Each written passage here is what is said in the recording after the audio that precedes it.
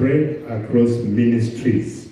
All our ministries have ICT, as some of them are actually based at the sub-counties. Can you sit and we have your deputy to remain standing? Where's the deputy? Introduce yourself. Thank you, Your Excellency, Governor, Deputy Governor, Minister, CS, and protocol observed. I want to thank you for the opportunity. My name is Alexander Nyandoro Botha. I'm the Assistant Director of the ICT Department. Thank you. Your Excellency, ICT is responsible for managing all the computers, the network across the county, and their maintenance. One of the outstanding contributions we have from this staff came up during the COVID. During the COVID time, staff were working from their homes. Meetings were being held through Zoom. And consequently, that was one of the innovation, and it was done. We were able to hold cabinet meetings and other staff meetings while we were home. Because during that time, it was a minimum number of staff that were allowed to be in their offices. May I take this opportunity to introduce the procurement officers. Can you please stand up?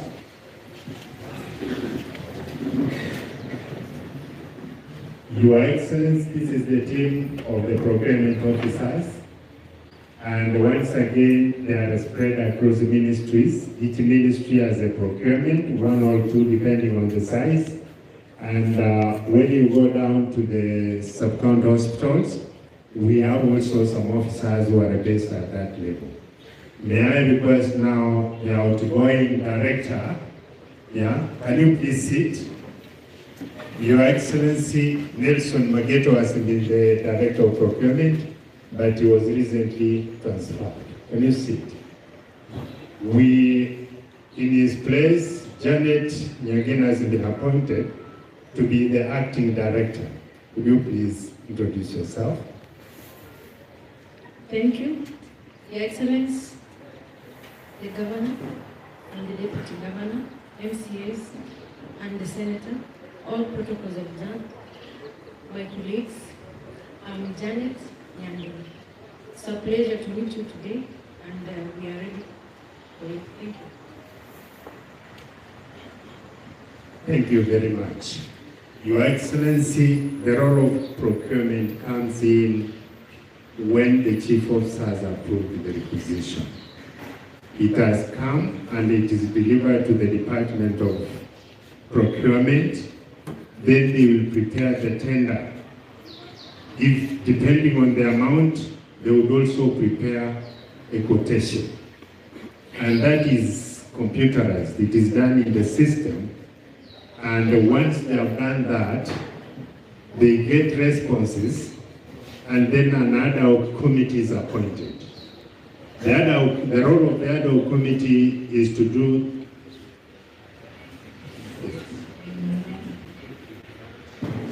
Your Excellency, the role of the ad hoc committee is to do the evaluation of the quotations and select the best who has quoted or the lowest quoted, and they are able to deliver the service or the commodity to the county government of the desired quality. From there, once they have completed that process, an award letter will be prepared. Currently, it is only the Chief Officer Finance and Accounting who is authorized to sign the award letters. After that, the contractor is expected to write accepting that award. A contract is prepared for that contractor and then is handed to technical officers. If it is the road, they take them to the road to hand over the site. If it is a building, the technical officers will take that office to where they are building, and then the work starts. For that reason, this group is very critical, together with the ICT, because our services are computerized. We need ICT for us to to operate. And today, you have had opportunity to address the revenue officers. You have had opportunity also to address the accountants. Your Excellency, you have addressed this team, and this would be the last technical team you are addressing for the finance ministry. And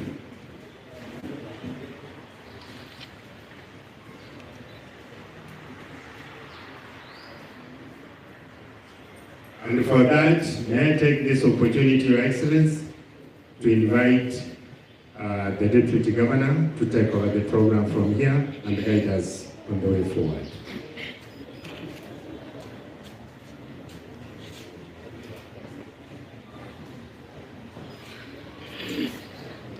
Thank you, Waziri. Your Excellency, Governor Honorable Simba, our Senator Richard Mumaima, members of County Assembly present, government officers in the Kisii County, good morning. Yes, it's afternoon.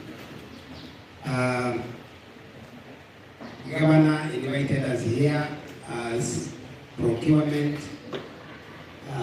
leadership, and of course as procurement staff. Your Excellency, here we determine what government procures, what will come into county, the county has procured, and it is this team that will give us value for our money, because the quality of what comes, what we pay for, will be determined by this leadership here. Your Excellency, before I invite you, allow me to give a moment to our Senator Richard Mumaima to say one word, and then we proceed to invite you. Your Excellency Governor, Deputy Governor, all the senior members who are here, members of the County Assembly, and all of you, how are you? Why are you all of you looking sad?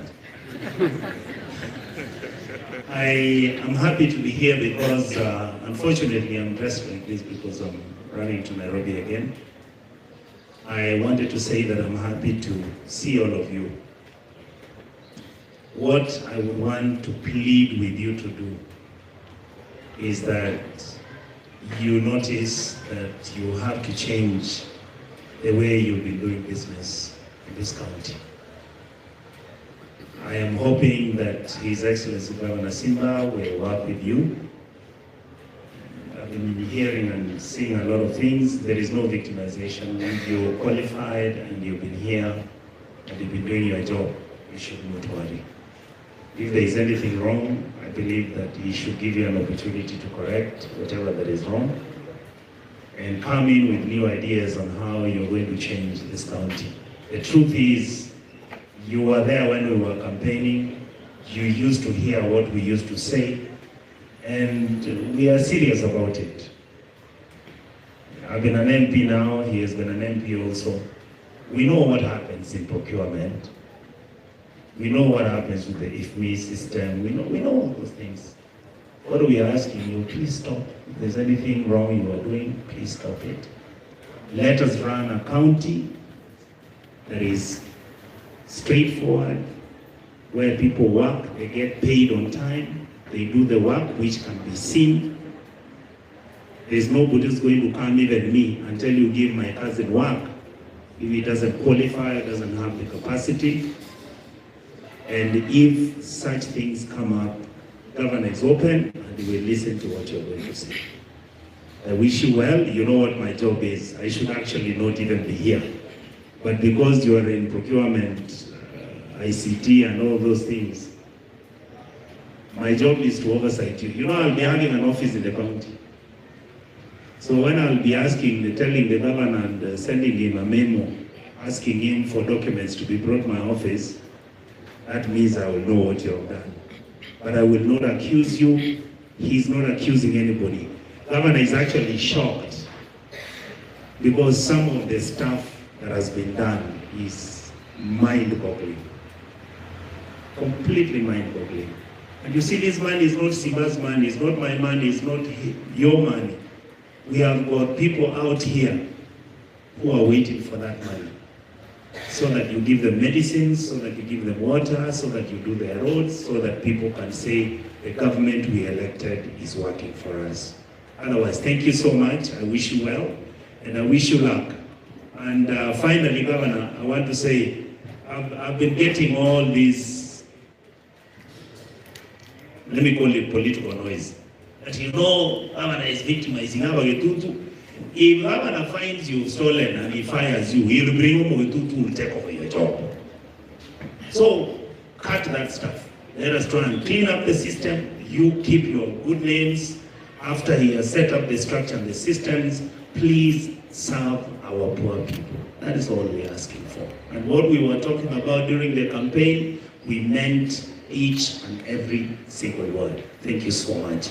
And for the MCAs, thank you. It is good that you are here.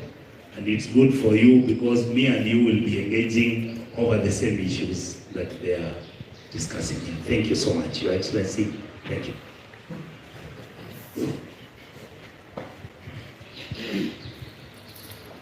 After Senator, allow me to request you to join me in welcoming His Excellency the Governor to address us. Your Excellency the Governor. Thank you. Okay.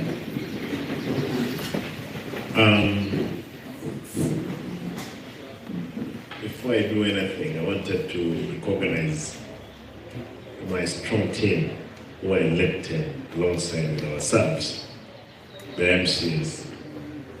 Yesterday, I had a whole team except 9, but even those 9, I've seen a number of them here because they were committed elsewhere. They are here to meet with the chief officers. And those chief officers, they'll give them detailed reports of projects of their wards. That's why they are here. My brothers and where's the sister? The sister was here yesterday. We have one lady who's an elected MCA. They will engage with those people. They'll get the reports from their wards. You're upstanding, my brothers. You might keep working. Mike? Well, a quick introduction, just your ward, your name. This is Honorable Naftali Onkuba, the Czech ward. Check your ward. Mbracha Henry, Basi Central. Central. Ibrahim Machuki, Basi Bukitaurio. Jacob Barongo, Bagaka, Masige West. Masibia West. Michael Mutume, Masige East. East. John Sambo, Basi Chache. Yeah, this is my boss in my ward. He's a big man in my ward. Kama Sobare, Basi Kwekanae. Basi Witangare. Kunderia Musbek, Okimongi. Okimonge. Jim Kenyanya, Tabaka Ward. Tabaka Ward. Samuel Mauti, Ogetenga Ward. Ogetenga. Manane Richmond, Bogeka Ward. Bogeka. Moindi Peter, Kiumbu Ward. Kiumbu Ward. Shemi Mwaya, Birongo Ward. Birongo Ward. And the Sengera Mosoto. Great, thank you. I had the number of them yesterday. I'm sure they're coming in, and they will get your reports. I'm surprised there are some people who are not appear in those reports for those wards. You know, we will give you the way to do your work. Karibu. Good afternoon. Good afternoon too. Just a quick recap on what my brother Manyoka said. Now there is the insinuations across board. Oh, Simba is looking for an excuse to dismiss people. I've not dismissed anybody from work. I've not seen. The only thing I've done, I've unearthed rotten rot among ourselves.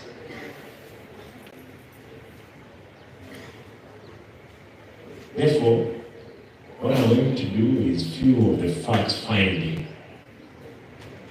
I know yesterday I met with the guys who were in charge of what? The revenue and the accounts. Today I'm meeting with the teams from procurement, ICT, and which people again? ICT and procurement. Yes. The people who can make or break the system, especially the team of ICT, through network, infrastructure.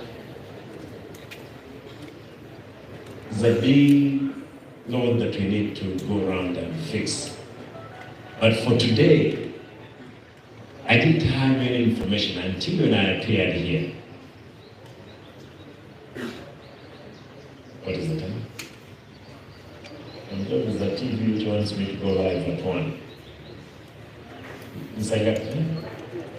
Ambie ikifika 12:59 itaweza kuja for 1 minute. Niwache mwimbaji mmoja hapa atuimbie. We have a good composer very song, hata kama Simba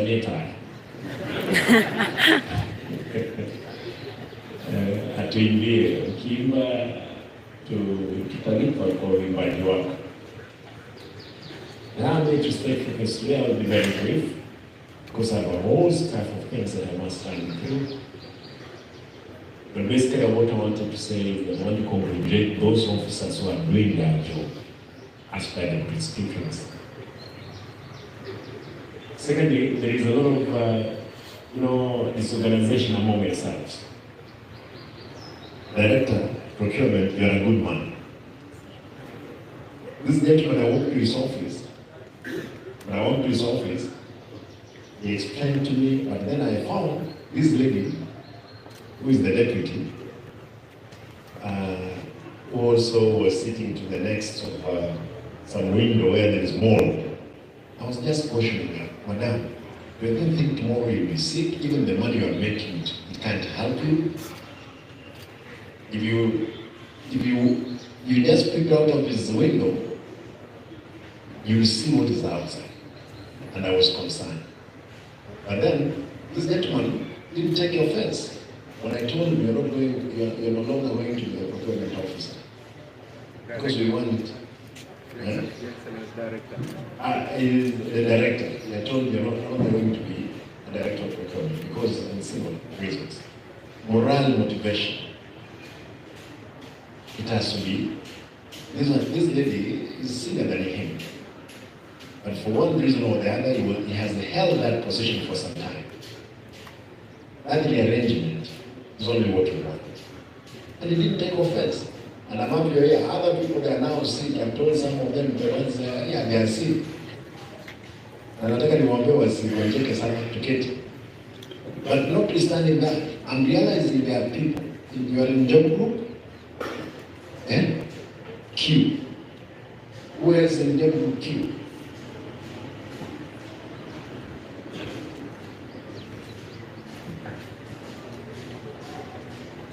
Who else? Those ones in job group M. Tukitoka M tunaenda wapi? M. P, Q. P wako wapi? Anybody at P?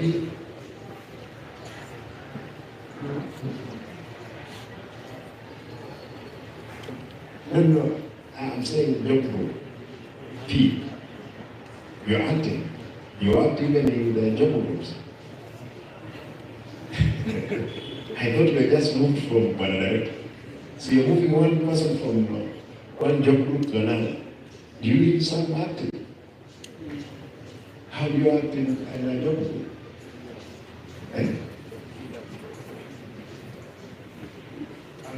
Unaelewa hii maneno?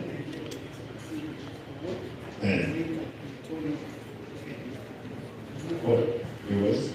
He told me that he was removed from the payroll. He was promoted and later he was removed. Did he commit any crime? No, yes, he's a very orderly man. elder of a church and the cousin, very good man. All right. Just quick one. I had this is the nearest to Q. What papers do you have?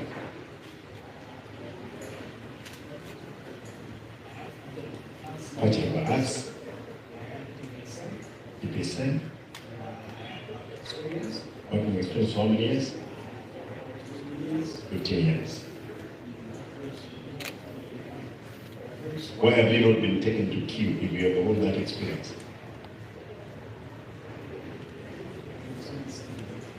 You're waiting. Do you think, how old are you? Do you think in those 5 years you will get to Q?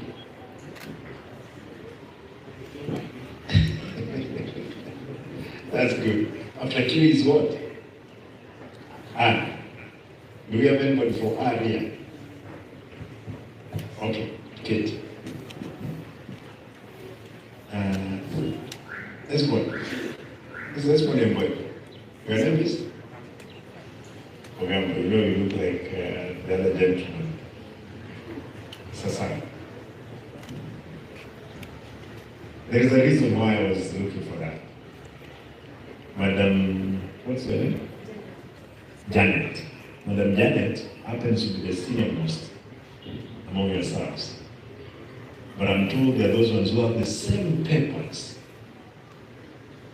Same papers. More qualification in terms of papers. And more experience. But they are in jobs with M. Imagine someone at M. Eh? Someone at K. H. Ambao umepita Janet. Eh? Madam Janet Kit.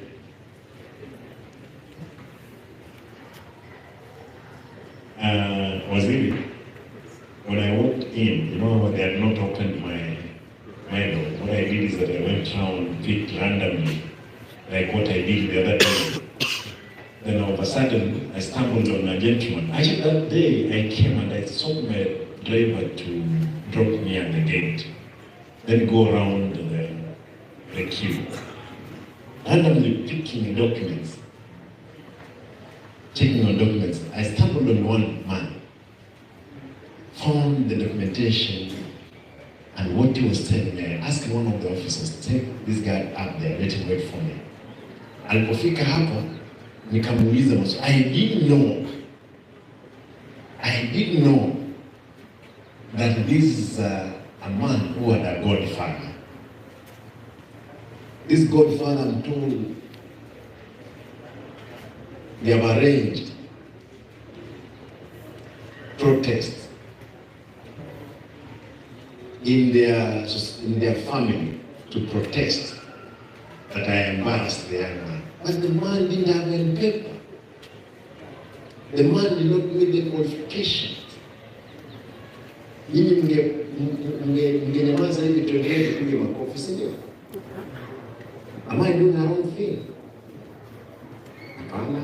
Mniambie, am I doing the wrong thing? Do you want us to fix the systems? Hebu nione wale wanataka kwamba to fix the system. Yeah. Wrong time. And we must change is painful. And the change defeats plans. Or change overtakes plan. It's not going to be easy. This for sure. But truth be told, I'm determined. Went round, promised all our people around Kisii that we will deliver what my brother said. That's exactly what we are going to do. Even my predecessor himself did not get the vote I got.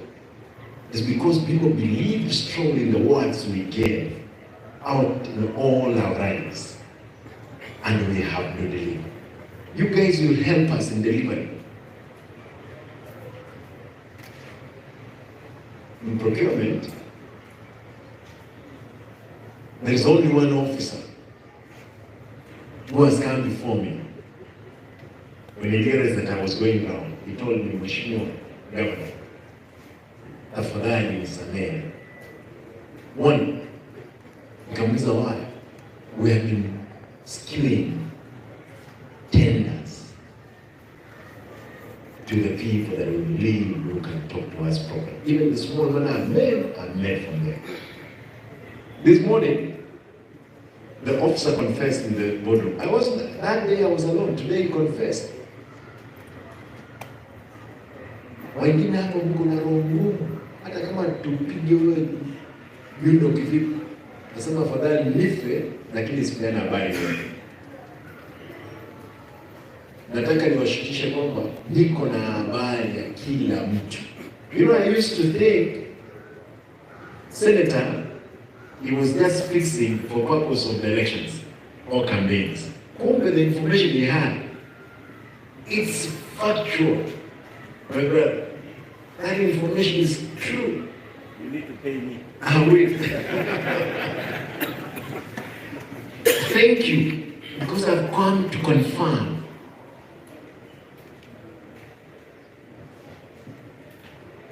Information I got this morning, which I may be having a full report next week, is terrifying. Afadhali nini hapa? Unajua wale watu watenda hiyo, unaweza onwa kwa sababu ya document, lakini watu wanaweka even those tenders zingine, they have never been executed.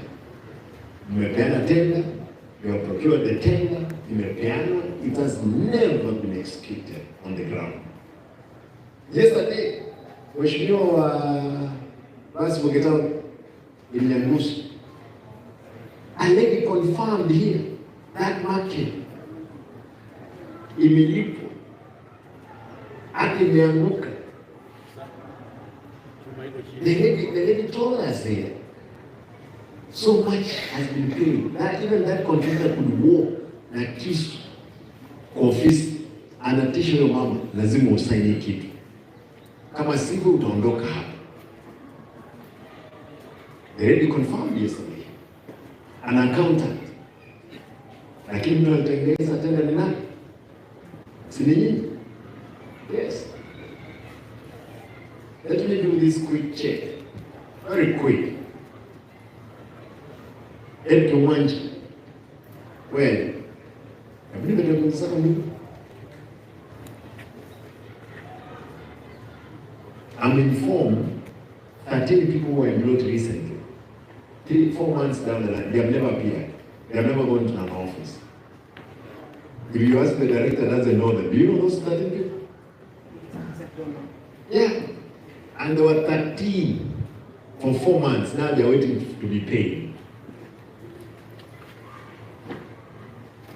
Unakunyonga kitu?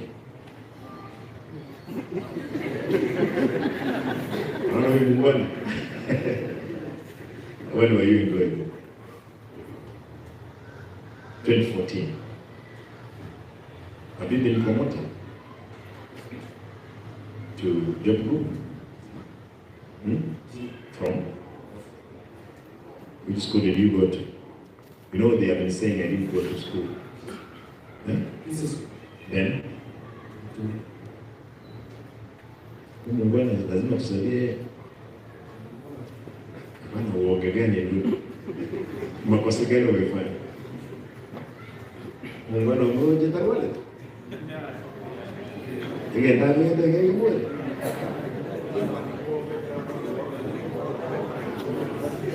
Ngego. Tumuka. Information there kwenye wane. Don't panic. Lakini uliweka kitu sangapi kwa mwili? Pe kiti hapa. Pe kiti moja hapa.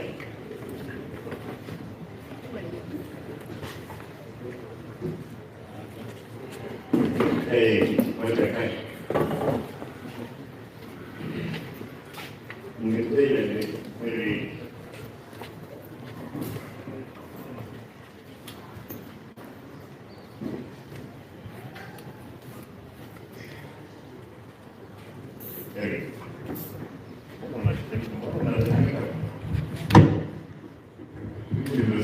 Usijali.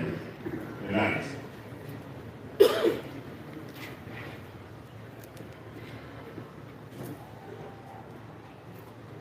Unafanya nini kwa nini? What are you? Eh? Yeah? Clerical officer.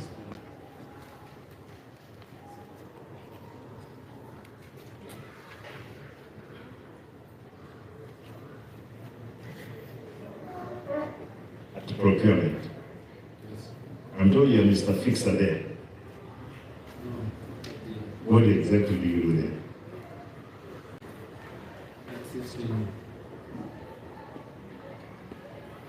It's a single minded teacher, so I assist you.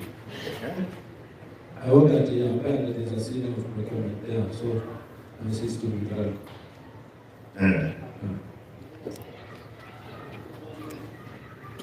What have you done? Which school did you go to? What school? Multimedia, you did what? I did say yes. Eh? I did say yes. What is that? From data takes to the policeman supply, like the center is at multimedia. We have two centers, maintain our operation and the From multimedia? That's the way we have a center. And multimedia. I did some internal exam. So who is the boss of this network? What? Amera? Wewe ndio ulipelekwa Yanga. Huyu mtu ni wako? How do you know? He was posted to the army sometimes back. But for the last two months and a half, I think we see him. Where have you been? Sick. Uliambia mkuu wako? Huyo? Daktari? Ukiwa mgonjwa kwa hiyo inafanyika nini tu?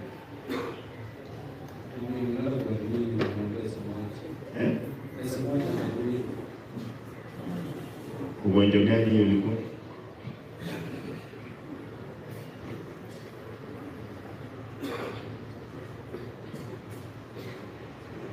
Niambie ukweli.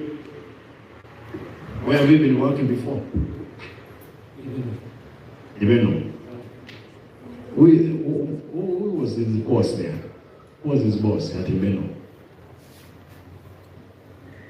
Ibeno. Mkubwa wako alikuwa anaitwa nani? Wewe ndio mkubwa huko.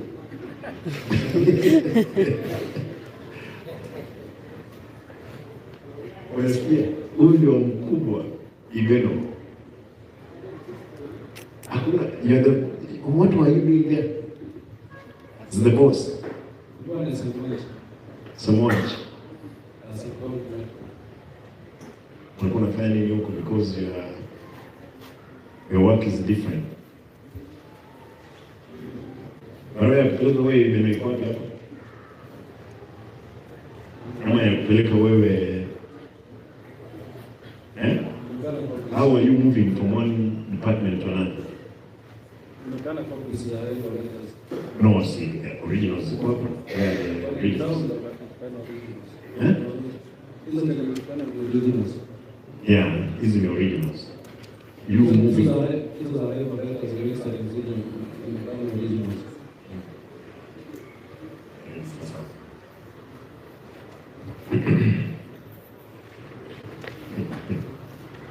Okay.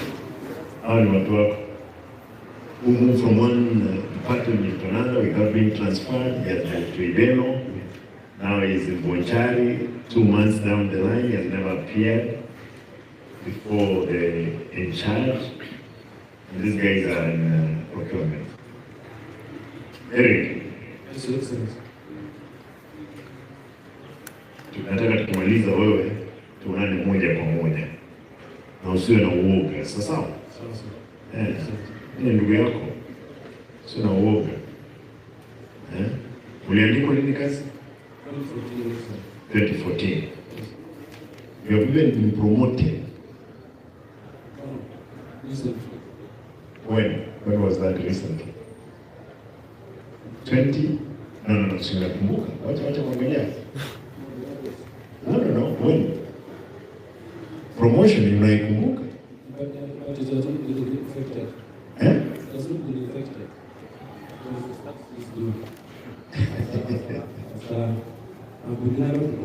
Haya, maajabu ni hayo na mtaona mengi. Wacha niongee na TV pale, nasikia dakika 2 peke yake. Rudi mahali ulikuwa umeketi, lakini hata wakati umeketi sio uoga, sio ugonjwa. Na unimtoa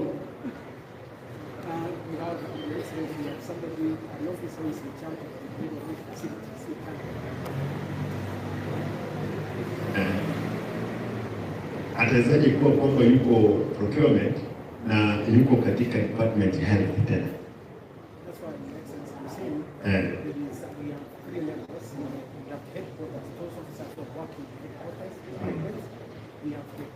Those guys work, officers working in KTRH, and we have officers working in the facilities. So there is an officer in charge.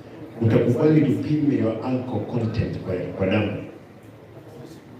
Niitane saizi. Nitie daktari, nitie daktari na alcohol kidogo. Hii biashara lazima tuifanye. Kama ni mgonjwa, tuhakikishe kwamba daktari amepeleka. Daktari, ita mtu kutoka daktari yako alipokuja. Malizane hii biashara. You can't shake. Kama wewe ni mgonjwa lazima na utafuta ambulance kidogo. Look for ambulance kama wewe ni mgonjwa, tupeleke hospitalini. Lazima tusaidie wewe ni mgonjwa kama vipi? Si wewe ni mgonjwa. Kama ni mgonjwa lazima tupeleke hospitalini.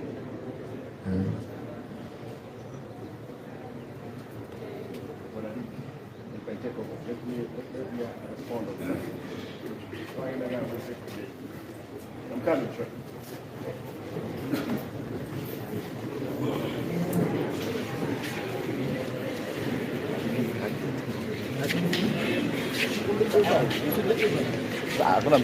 Hakuna mtu atachukua, tuziache tu hapa. Mambo ya mbili na leo niko kazi.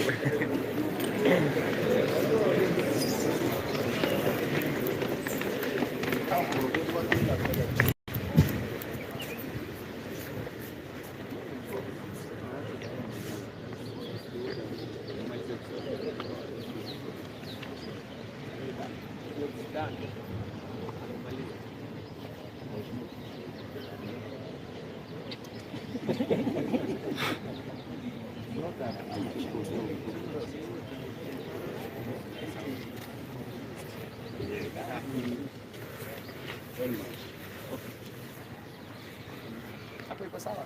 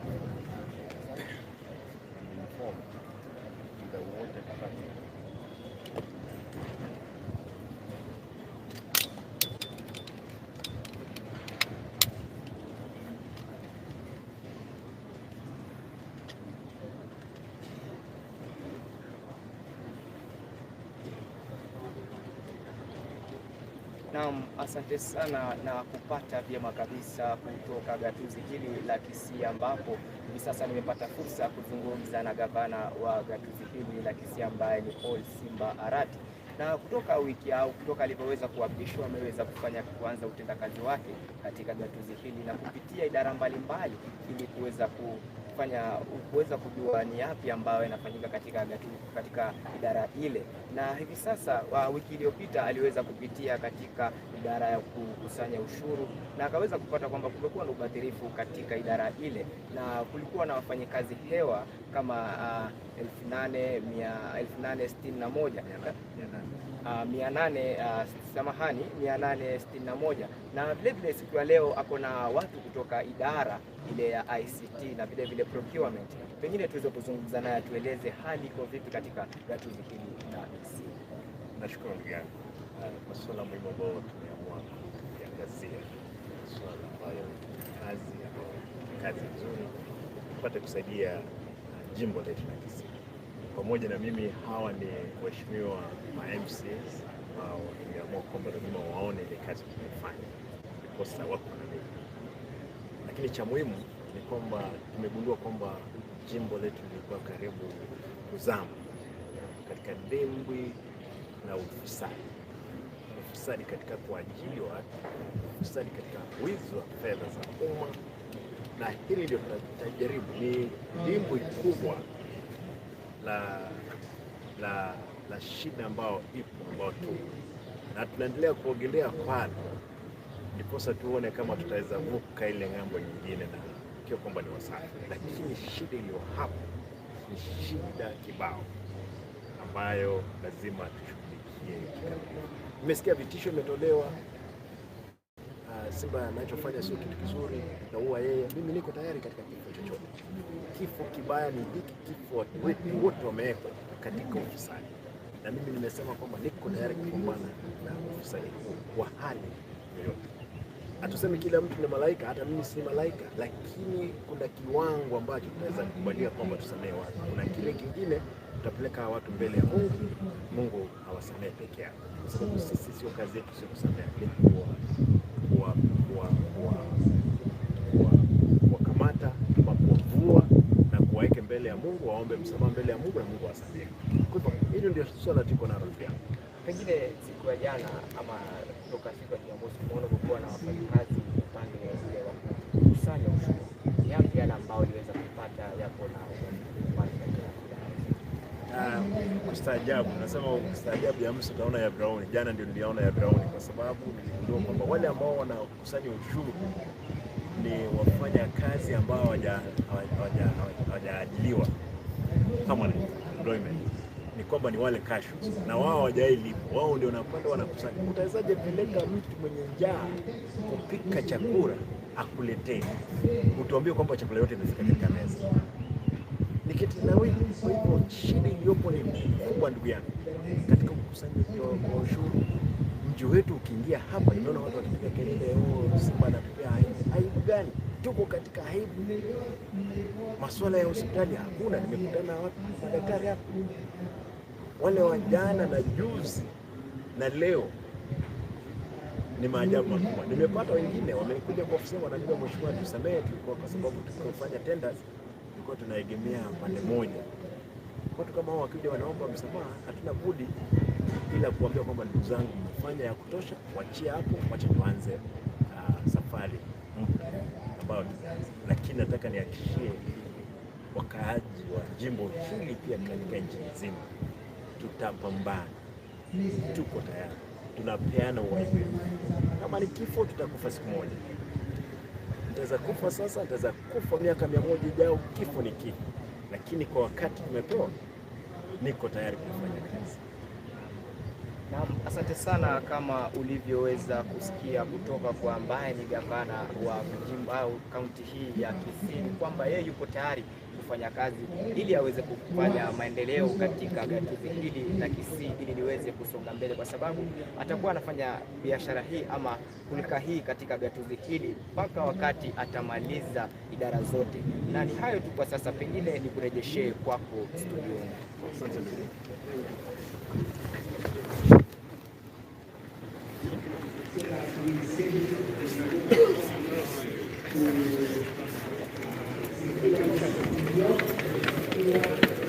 Biu.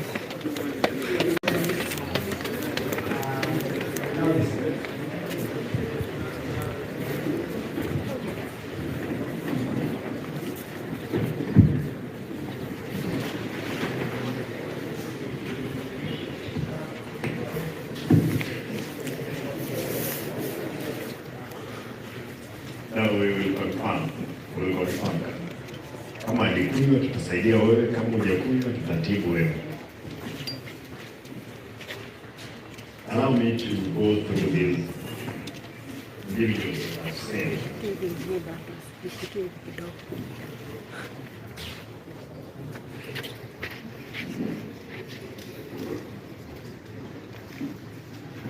Sorry, I must have been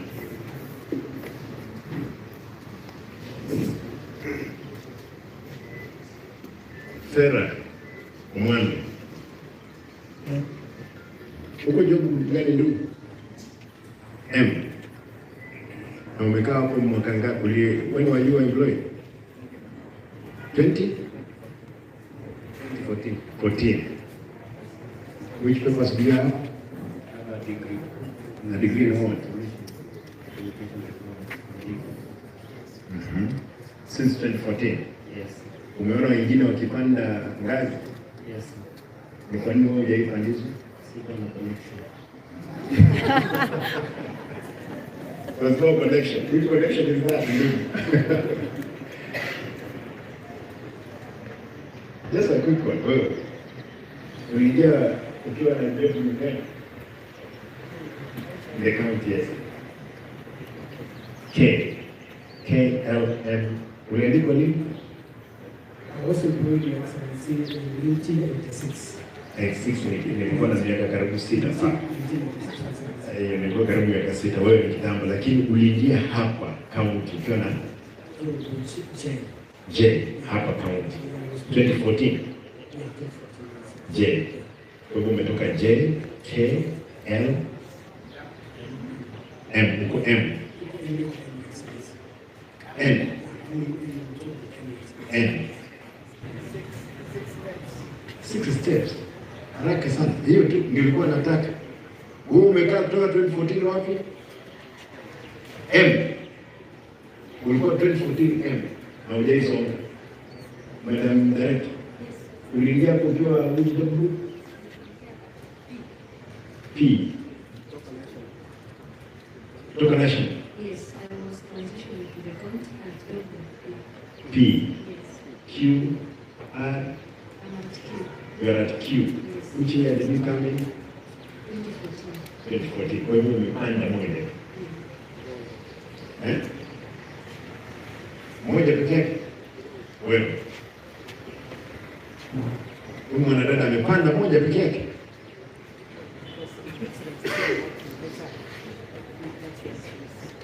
No. Hebu nione ile uliingia. Show me mahali uliingilia mahali.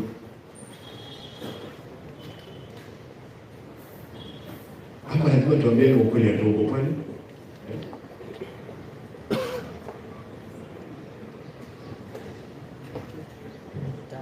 Yes. Yes, okay. Offer of appointment to sub-services. I am pleased to convey this, that you are appointed to vacancy in the supply chain management. Officer 2JG on preparation terms of services. This is 2011.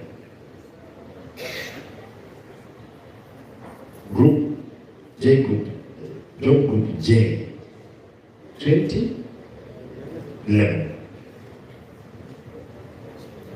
National government, yes. The salary attached is this. Where is now the count, madam? Janet Magoma. This one.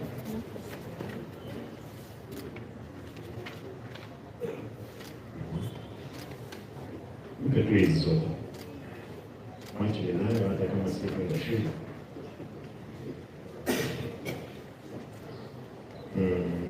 Just a minute.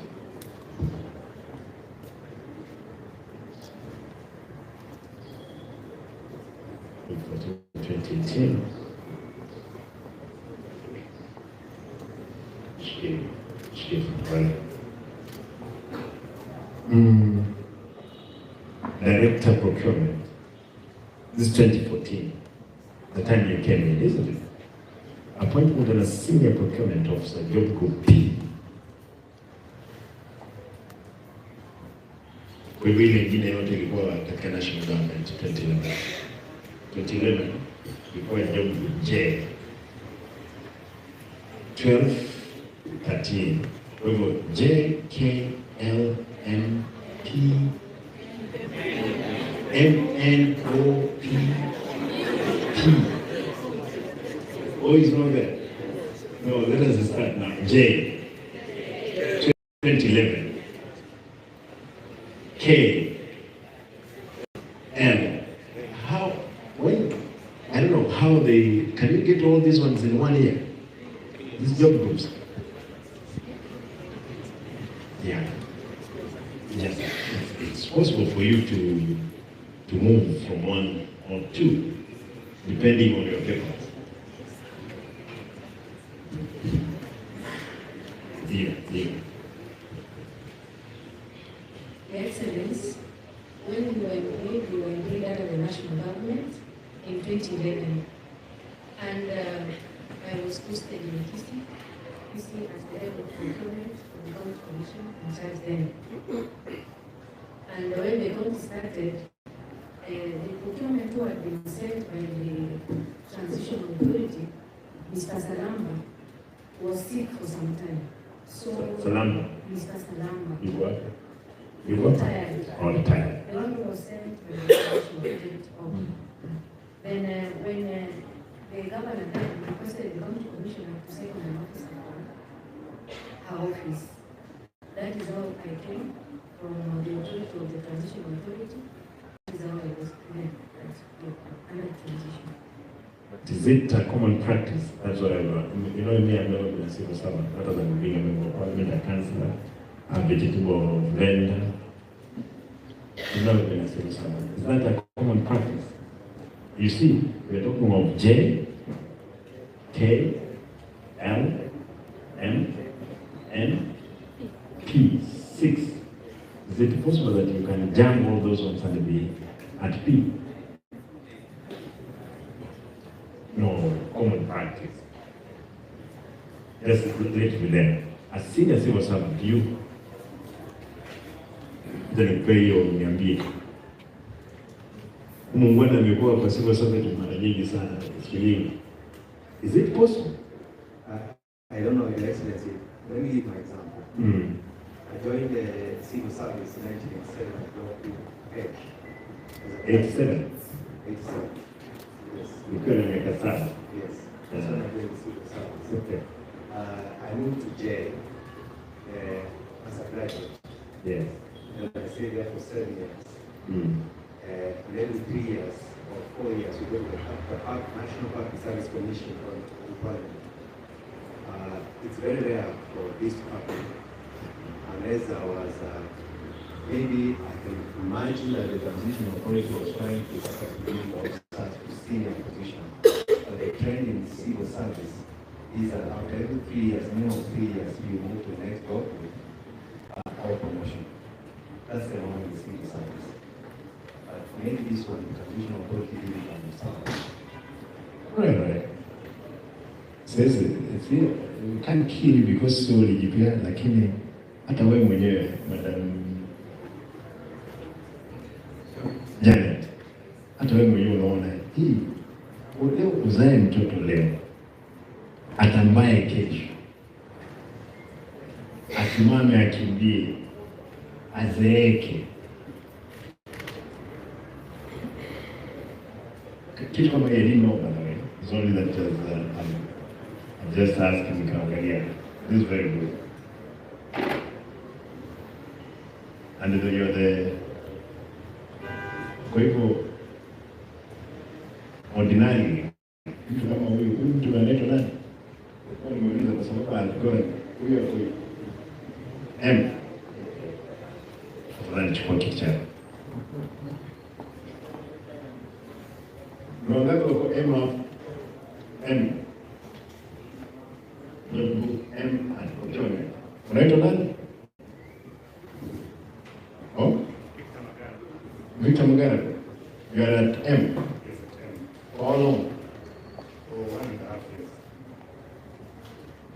Ulikuwa gani? Ulikuwa N. N. N. I was in L, then N. Okay. Mbona hajai panda kutoka Kimani M for 2014, 2015, 16, 17, 18, 19, 20, 21, 9 good years. 9. Jana, wewe kwa mibaraka ya Mungu na miujiza 2011, 2012, 13, 14 already you are MP. Keti tu. Asanteni. I hope unachukua notes. Lazima nikae chini tukubaliane. And you told me yesterday that she's the only person who has an opinion, who can make an opinion in procurement. At that level, as the deputy director, if he's not there, he's the one who can make the professional opinion on procurement. But you see, there are so many people around that who are qualified to even to take over in that position, isn't it? Yes. Kwa hivyo story nyingine na nyingi tuache bwana. Let us give due the people so deserve it. Wazee, afadhali, naomba. There are a few things. These people, they fall under you directly. And you probably do not know what I had today for these people. That's what I have. Maureen. Wewe bado hujakolea. Actually, I just picked notes. Get it.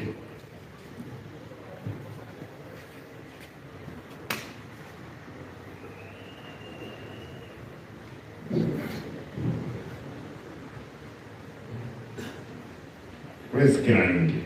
Agenda. When into ICT.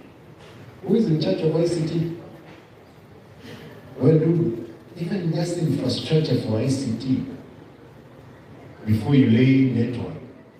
Hapa stadium hakuna CCTV. Hata huko juu hakuna CCTV. Offices where ladies are being sexually harassed in the assembly, no CCTV. Mtu akiwa harassed, mtu akipiga kelele as she's going down the stairs, nothing captures that intentionally.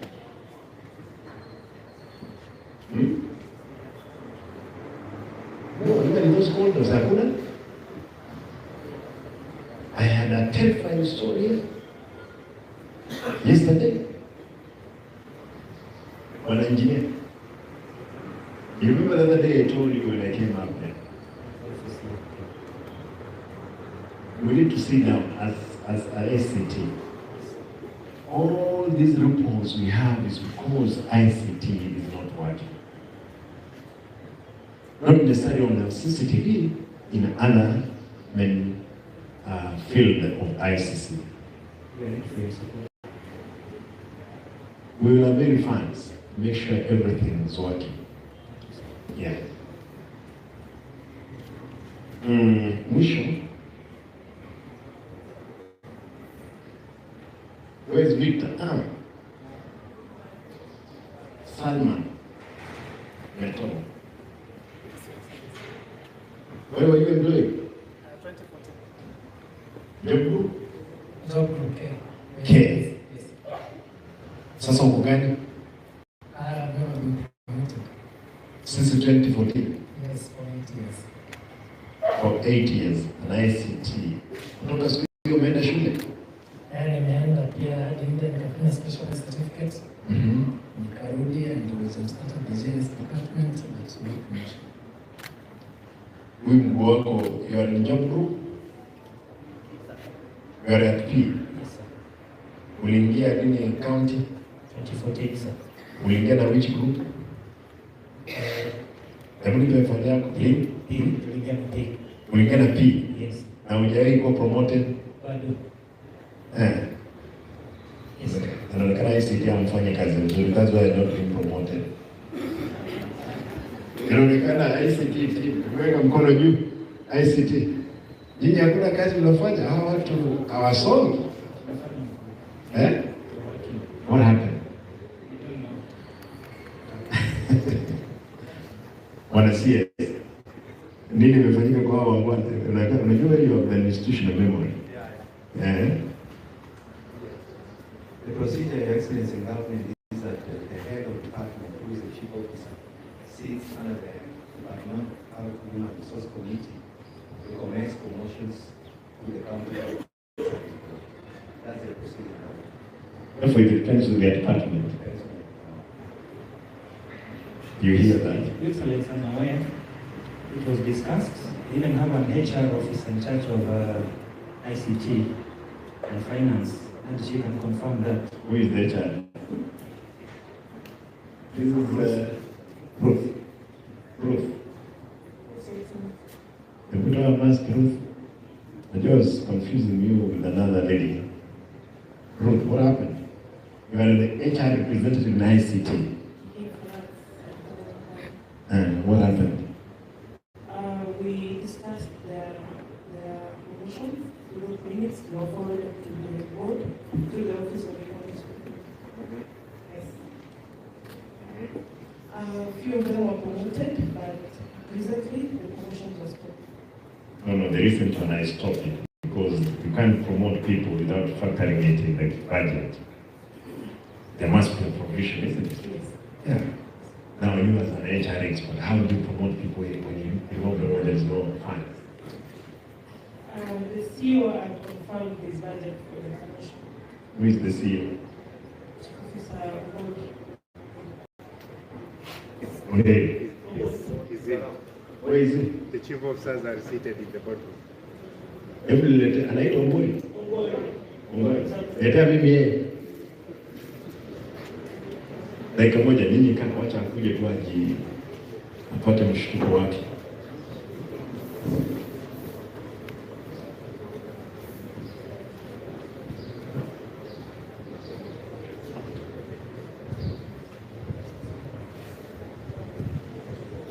Jari ni hukumu. Where's Jari? Ndugu, hebu kuja na karatasi yako. Elijah Ezekiel Mosia.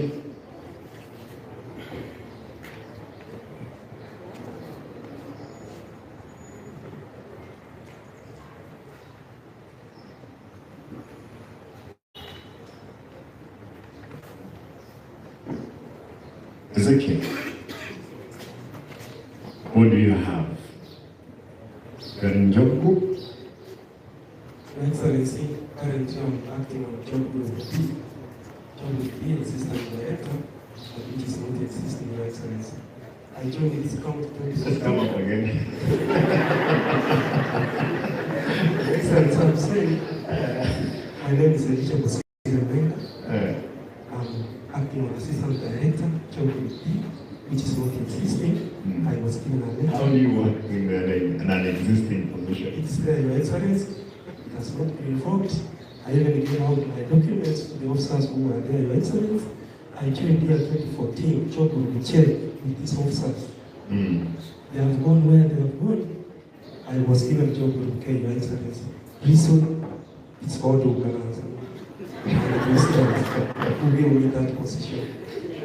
Later on, Your Excellency, I was given job with K, and then I was given active capacity for 4 years, where all of these officers who were employed before me, they were passed through my hands, were being promoted to overpass them.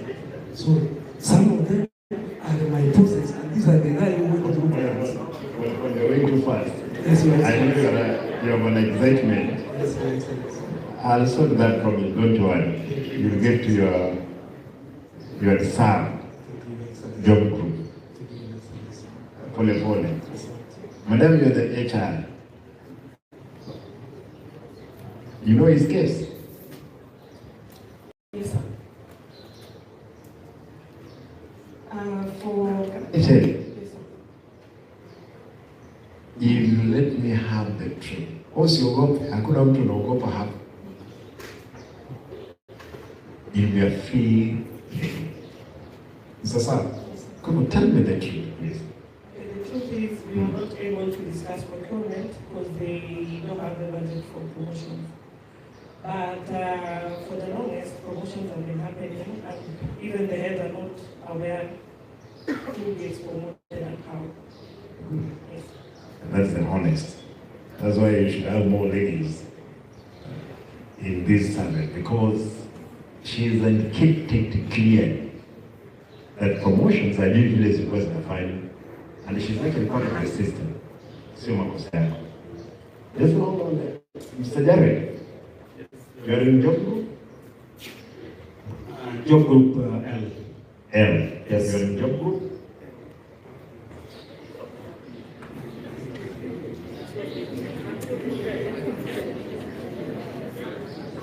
I want to confirm, do you have any document showing that you have done procurement course?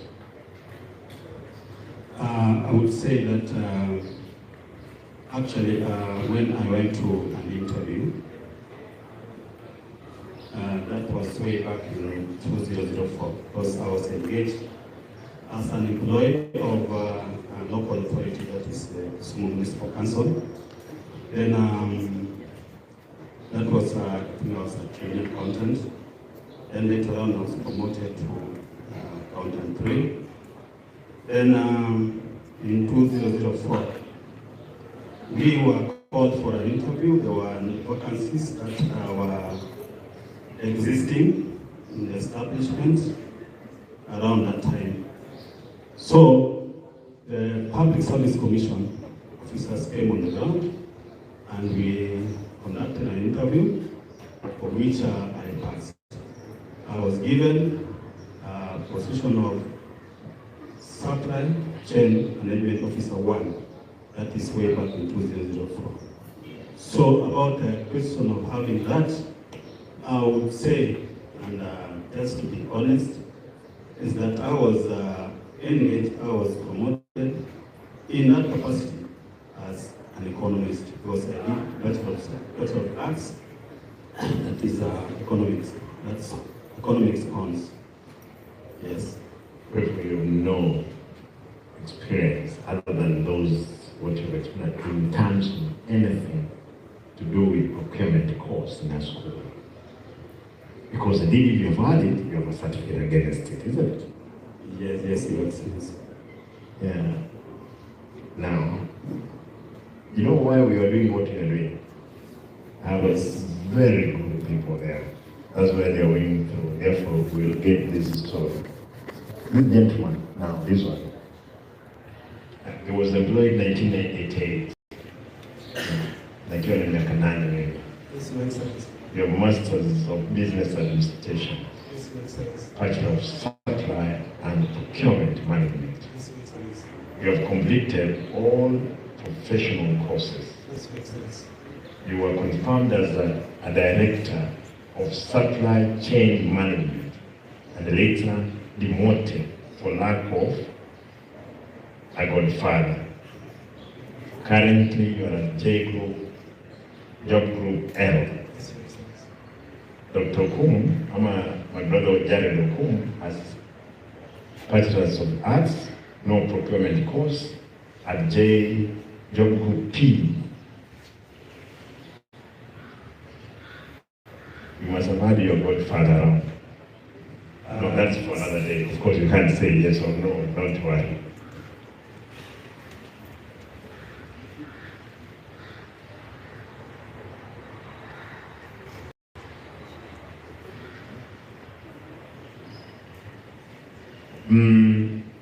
Stephen Kipso, Tim.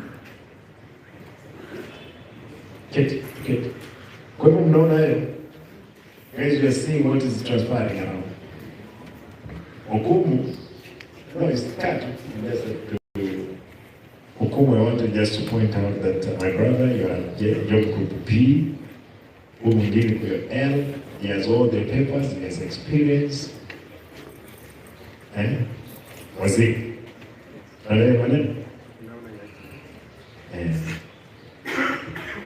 Najua kitu tutafanya. Stephen, Bachelor of Arts, Diploma in Supply Chain Management, Job Group P. What can you say? Now that I've already gotten the chance to actually place me in one or two things, what I was still there, there are a few things that I was talking about I listed. Out of actually the discussion that was taking place.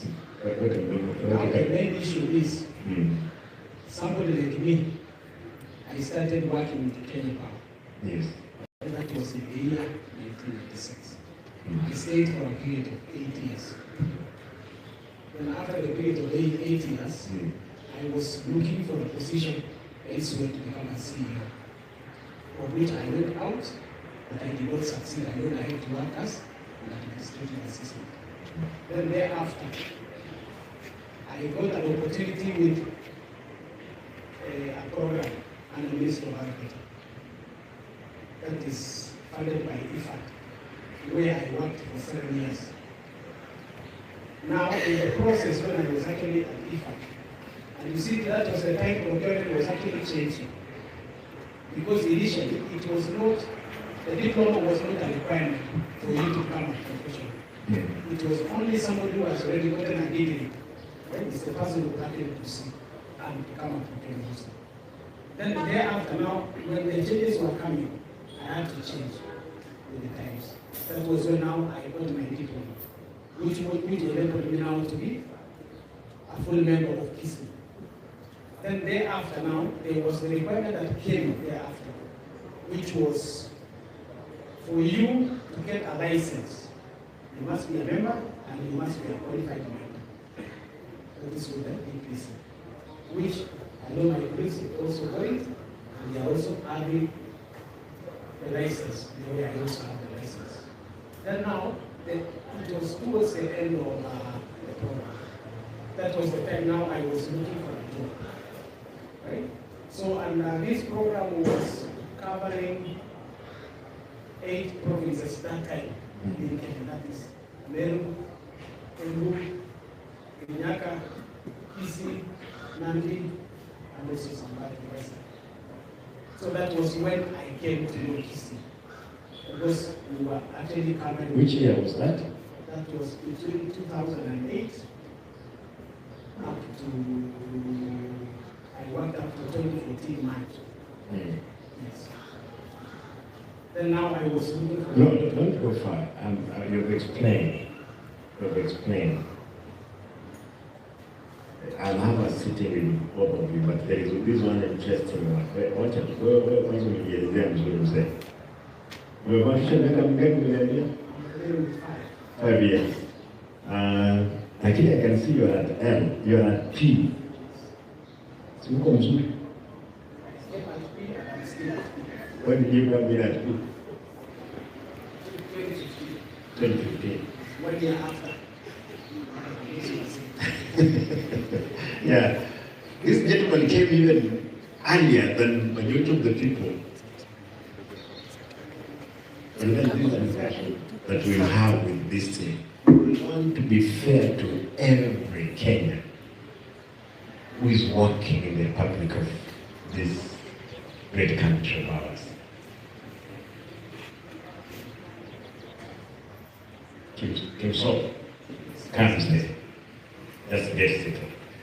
You know who you have as certificate. Where is this Erastus? Mirego.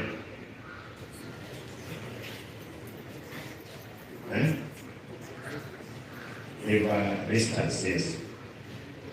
Not Erastus.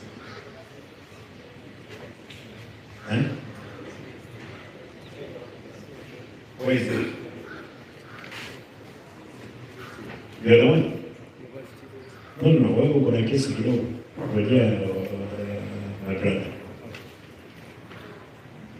Erastus. Huyu jamaa, you gave your papers and you disappeared. Ni wewe?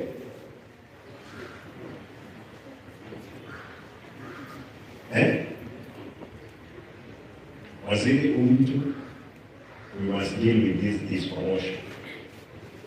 Diploma holder in Business Information Technology, certificate in computer course, within 2 years, has been promoted from job group J to N. By passing J, K, Actually, if I passed, okay, without additional document, as far as the study is concerned, you go and we must stop it.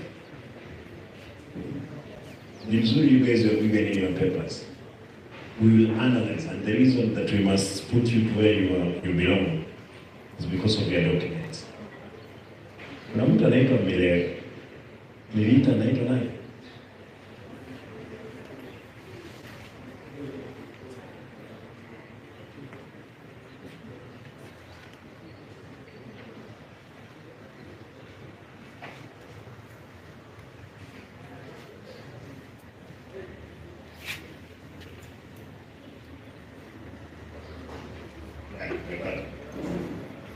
Kirandi, where's Kirandi?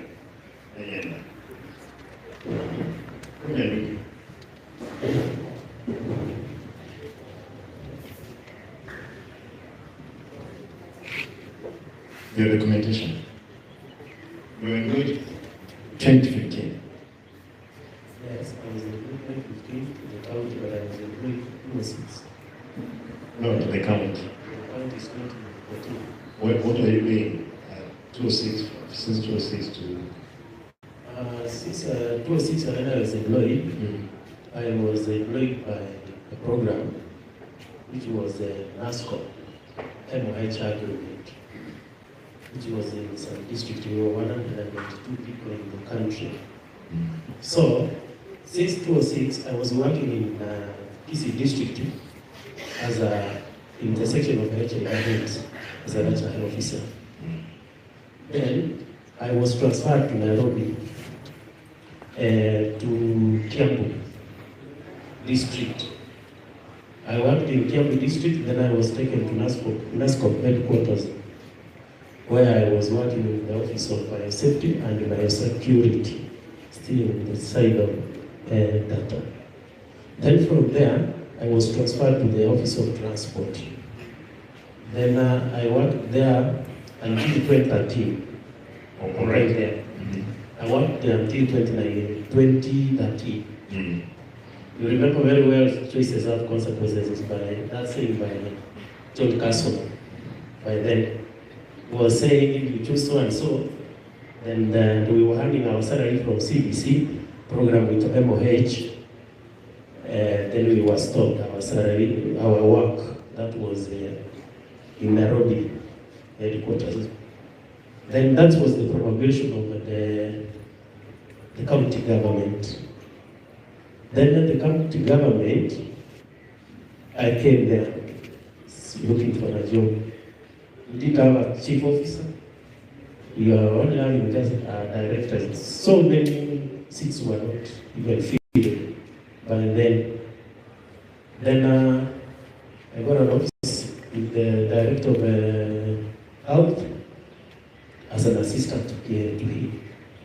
I worked there on contractual basis for 1 and 3 months. Yeah. Then I was assimilated with the county government around 2015 as a permanent and pensionable basis in the section of ICT. Then when I was assimilated, I was transferred to Kuja District Hospital. I worked there 1 year, and then I was transferred to Keumbu Sub-District Hospital. I'm fond of Sub-District, Sub-County Hospital, where I am assisting the side of ICT program. And job group? H. H. We've been there for... Your Excellency, you can see the whole way of where I am now. These are so many years. Mshahara unakula, uko na gari? Gari, sina gari yangu saa hii. I had a car 208. I sold it. You can go to my team's account, you can hear the car there. I sold it. Why? Fuel and the job group you have seen. How the did family. How did you get it when you know very well that your salary was small, but the only phone was going again? And then I was working with the program, Your Excellency. There were many avenues of making some few allowances. Going, the HIV has a lot of money by then. Why have you not gone back there again? The program do change as time goes by, Your Excellency. But have you ever continued with your studies? Yeah. Currently I'm doing community health and development. Right, thank you. Thank you. I want to end there, but there is one person, Victor Nyagaka Magana. Nyagaka, you umesimama na tumekuja tu kwa kamoja. Wewe tutabadilisha madaraka tukimaliza hata miaka 2. Lakini utatusaidia sasa. Yeah. Allow me to Sharon Amani Keruko, ICT, we are going to 2017. Sasa, Amaris Msembi? Yes. Msembi? Yes, sir. You were employed 2014? Yes, sir. Job group? Okay. Then since then you have gone? Yes, I have a master's in computer science. I've done my SMC, I've done my SLDB, and I went out of the country to do GIS. However, I've never gotten a promotion. You are still in the same group? Yes. You are not Godfather? No, I don't have. Actually, I'm not from this community. I don't know if that is the reason, but my home county is Machakos County. And I'm married in Migori County. That would be the reason? I don't know. No, don't try. We will promote people kulingana na kazi yao nzuri. Sasa, yeah, I got it. This is it since 2014. There are those ones even who don't have those papers, who don't have that experience, but they are bosses. We must realign those institutional structure. Wanchera Teresa.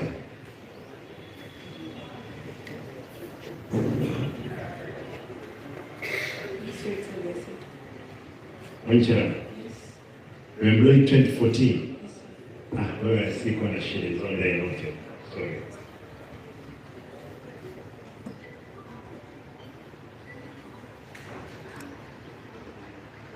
More of these manawaziri, more of these things that why I decided to take this route other than the other one, because of individual cases, other than Eric. Dr. Tuju, nitanifungulia pale kwa sababu alisema yeye ni mgonjwa.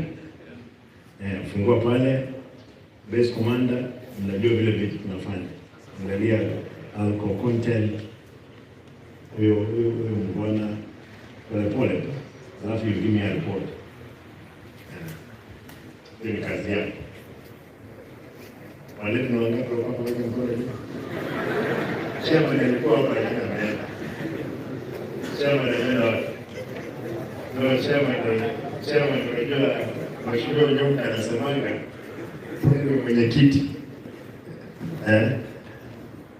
Now that you are behind me, kuja pande hii bwana Ngoi. Ile timu ya Ngoi ilikuwa imesimama. Your Excellency, you are handling Salmani and Boda's case. Salmani na? They both joined in 2014. No, I don't think it's this one. Yes. About this lady and the budget. I think there's promotions that you gave the other day. Did you have a budget? Because what she has confirmed, you did indicate to her there was money for that promotion. Did you have the money? We usually have money for promotions every year. Did you have it in the budget? It was. Waziri kuja hapa. Ali.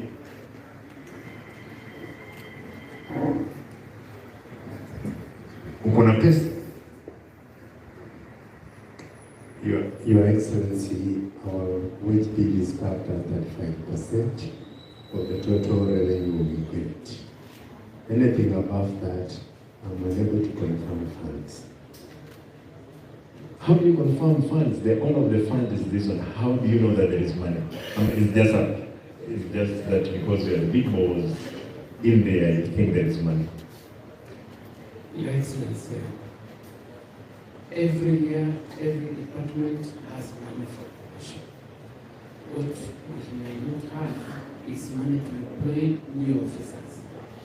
But I have been seeing a stream of new officers coming every now and again. So I don't know where that money is, but for promotions, it is a right for every officer to be promoted after every 3 years. It's the right of every officer. Do you promote without money? Because you promote them and they don't receive their money, what will happen? The issue of promotion, Your Excellency, this lady standing here, she is the human resource officer in our department. Usually, every quarter, we have what is called a departmental human resource advisory committee meeting. In those advisory committee meetings, we look at cases of officers who require to be promoted and who have met the conditions for promotion. We do isolate those cases that are seriously deserving. Like those officers, there is this officer here, Your Excellency, in Togo, there is that deputy director, there is my daughter Damaris, and many others. These are cases that we look at every quarter. And my duty as a CEO is to make a recommendation to the County Public Service Board as a human resource, departmental human resource advisory committee. It goes there. Now, what happens after that? I just hear, Your Excellency, some promoted people have been promoted, others have not been promoted. And employment is going on. And employment is going on. So, it is streamlining those things, Your Excellency. Thank you. That's what I wanted to do. And you have said this Q&A in this thing, employment, something we must bring to light.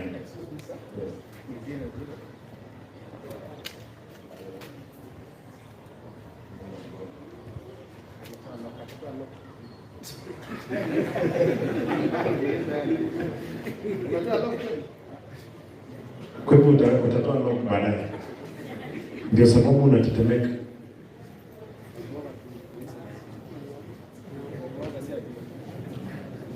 Sawa na base commander.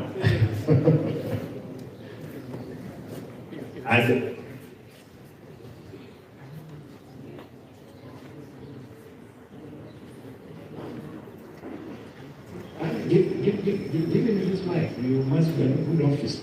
I want to hear that. And I will surprise you what then after that advice. Your Excellency, we will receive new officers, and I'm the one in charge of budget. So whenever I see a streaming of new officers coming, I always advise through my wazir that we don't have a budget. And we cannot keep employing new officers if these officers who deserve promotion have not been promoted. That's it. And once that happens, what do you expect me to do, Your Excellency? I have very little to do. I only write a letter, if it's acted on, I don't know. Now, for your surprise, do you know there are 308 new employees who are supposed to be paid salary as from July? Whereas there are people who have been, who are supposed to be promoted. And it was really the irony is that, yes, we have surpassed the wage bill 35%. We're at 58. Actually, I was being told it's 60, but I'm putting at 58. Is that 60? It's about 62. 62. And the cut line is 35. Actually, I saw other counties, they're at 45, 48, they're saying is bad. Sisi, we are the only county at 62. Can we manage? Waheshimiwa MCA, mnasikia, we cannot manage. This guy is at 62. This is an expert advice from who has been advising these people, but they go ahead to start going. Thank you. Thank you, Bonan. Then people are saying what you're doing. How else can I get this information? If I walk into your offices, they'll say I'm honest. This is the only way I'll do it. I'll send some people to where they belong. I will. We will make sure there is structures, institutional structures be followed. Yesterday, an officer confirms to me how they have been fueling in some petrol stations here. Wanaweka, they go, they fuel, half tank, lakini in their system, wanaonyesha it's full tank. An ambulance is filled with the fuel, alafu inabeba mtu hapa, ikielekea Eldoret. By the time inafika Eldoret, the patient must pay for that service. You guys want us to sit back and watch? Mnataka tukae tukiangalia? Acha niulize, mko na wazazi? Mko na watoto? Na mko na bibi na mwana, si ndio? Ingawaje I know some of the people wako na mabibi hapa ndani, wako na watoto hapa na mabwana. Imagine kitu accident itokee kama hii, itufunike zote. Kama wewe uko na bibi na mtoto na mama na bwana na baba yake, see the whole generation goes, the entire family. Then your immediate neighbor, mtoto amemaliza even university, huwezi mleta yeye afanye hata kufagia hapa. Naomba tafadhali tusimamishe hii ukora na ujanja wa watu wetu. Nikubalie, you know this thing. Nikubalie to state this. You as procurement officers and the ICT team, I want to plead with you. You will help us, especially the in charge. The infrastructure, I want you to come up with, we're going to have the supplementary budget. In the supplementary budget, I want to check on all infrastructure, all the roadmap in networking, the county facilities and properties that we have. I would have expected that you as an expert, I saw you so many ICT here, guys. You have secured even, you have come with a software on how we can manage the revenue collection. These boys and the girls who came up with the system of e-system, they had ICT experts. And you see the government bought that option. Today, those guys that are smiling back home. If you wanted to be moved from your job group to another job group, why can't you initiate that process? Uniambie governor, tumefika hapa, and this is what exactly we need to do. If today, I would have expected the people like you in ICT expertise, utaniambia mheshimiwa give 5 minutes. Wacha nikwambie what we are expecting from that building in terms of rent. Space against the columns inside there, against the staircases. See, watu wa ICT nini, watu wa hesabu wazuri? Ama hesabu ni ngumu kwenu? This is what we would have expected. We have a university here. We would have gotten expertise, wale wanafunzi wako hapo wenye uerefu watusaidie. What is my humble request?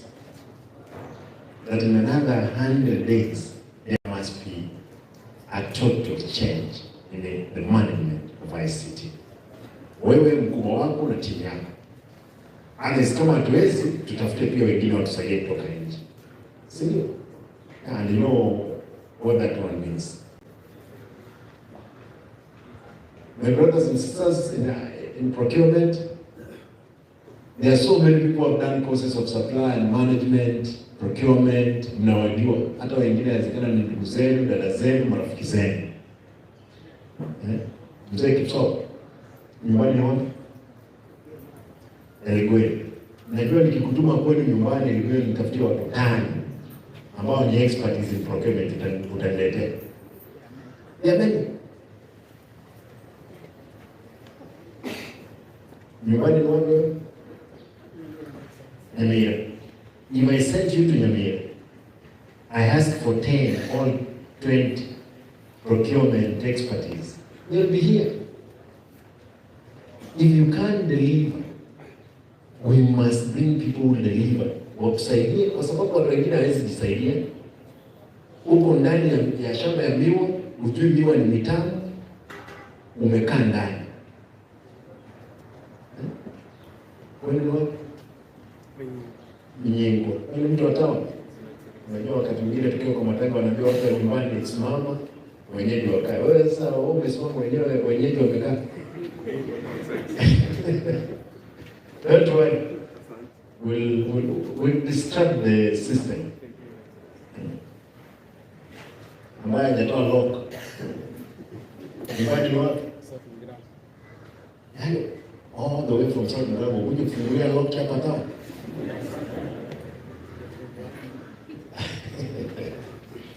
Wewe ndugu. Acha tapata ripoti yako. And I didn't want to touch a lot on your documentation. Be sure, for those officers who have been involved in the fraudulent awarding,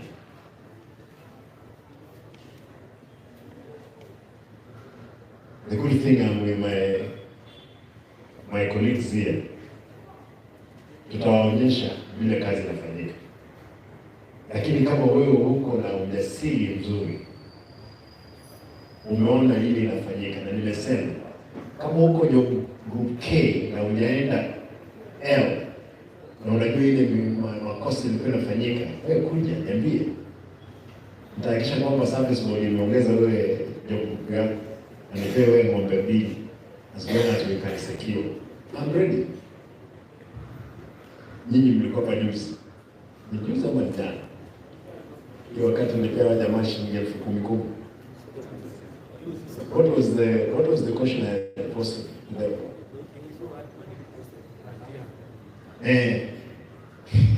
What happened is that money, watu walilipwa pesa, hata wengine hapa nasikia, watu wanalipwa pesa, then wanaambiwa rudisha.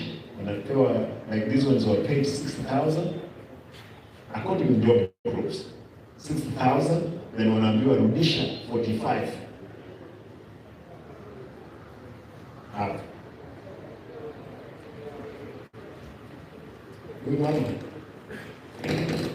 Miwani. Nikuulize, huo ni umbwana kweli? What are you? Unafanya kazi gani mama?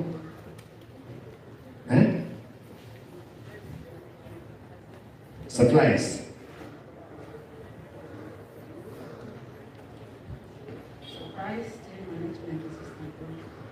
What are you? What do you do exactly? Unafanya kwa store? Yes. Umenikumbusha. Mtu anaitwa Sonia yuko wapi? Is not here. Is not in this group. The procurement of those shares.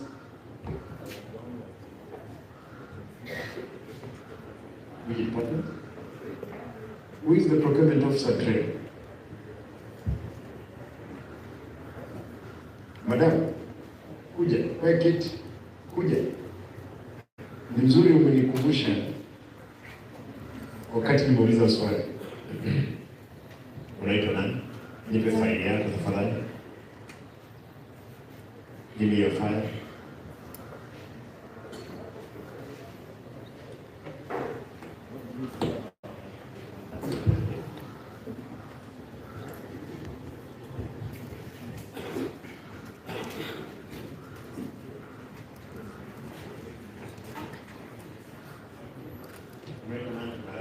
Utanya Lydia Muswego.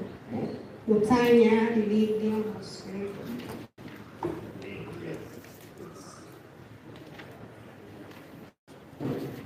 Unajua mtu anaitwa Sonia? Yes. Ni nani? Direct Administration.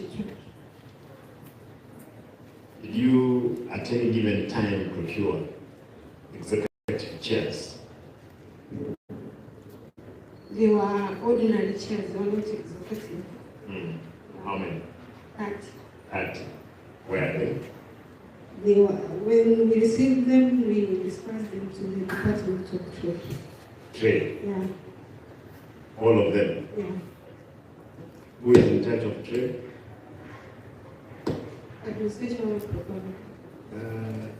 Whom? Chief Officer. Yes, the chief officer. Yeah. Yeah. Madam Naomi. Naomi. Yeah. You handed over the whole seats to her. Yeah. Received by Swanya, who gave the report to her. Because Swanya is the direct administration. After procuring, you have given them out.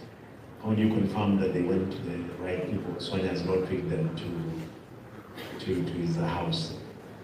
He has a distribution list on who pick the chairs.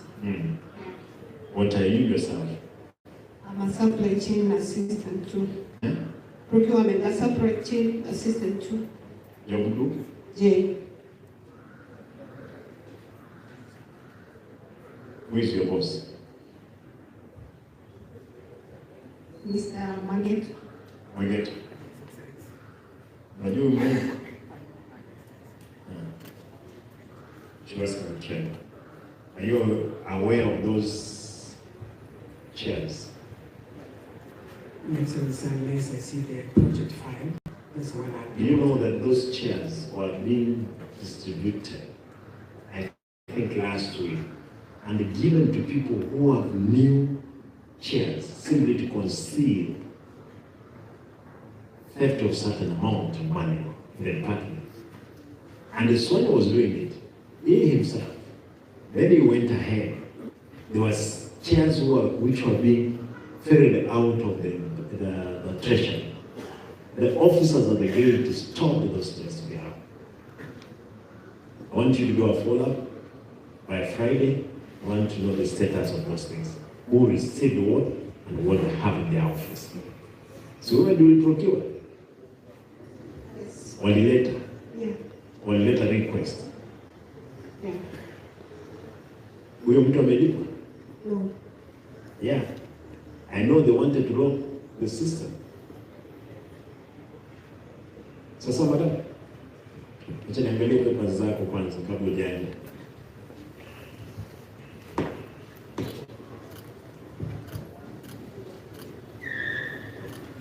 Jacob.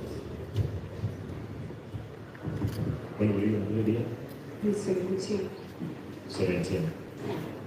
At what grade group? Jacob J. Kuja We had promoted, but it's not effective.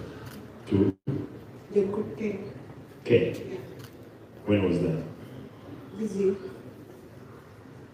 Sure. Naangalia niketi. I have something I want to ask. I must be having a story about that department. Get to Asante.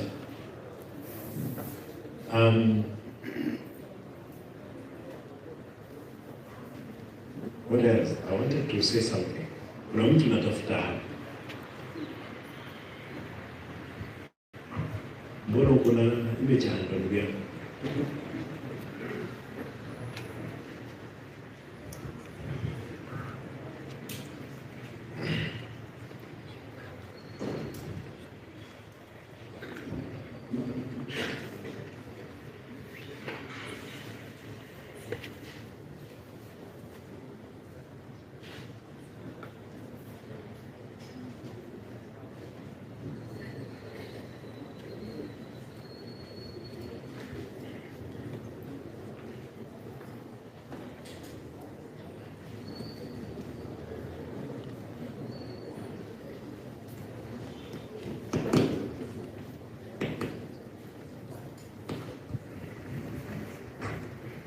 Allow me to bring the meeting to an end. and I assure you, we will streamline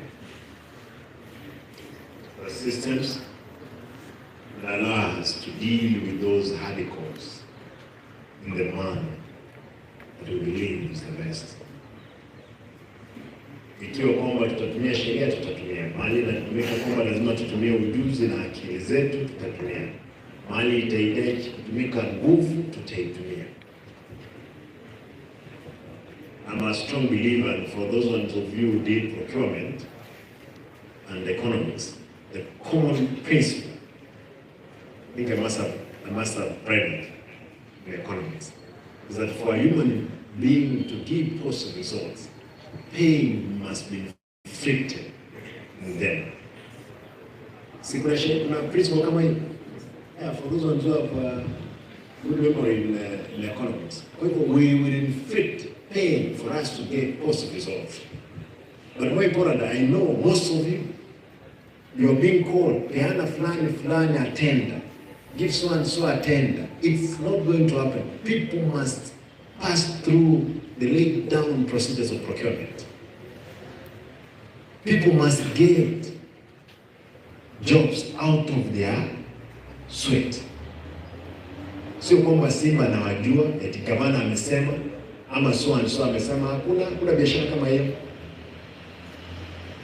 Kwa hivyo mtu asikupigie simu, let nobody call you eti gavana amesema pewa huyo mtu contract. Hapana.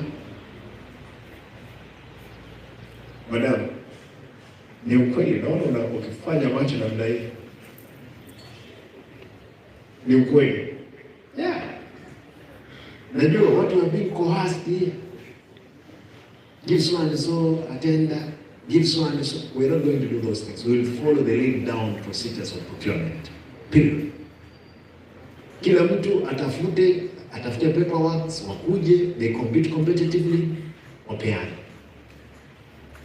Vile nimwambia kuna watu wengi wanataka kufanya kazi, tafadhali kama unataka kufanya kazi imekutosha, nakuomba tukao safi. Andika resignation letter, kuja. We'll allow you. Uende utengeneze mali kwingine.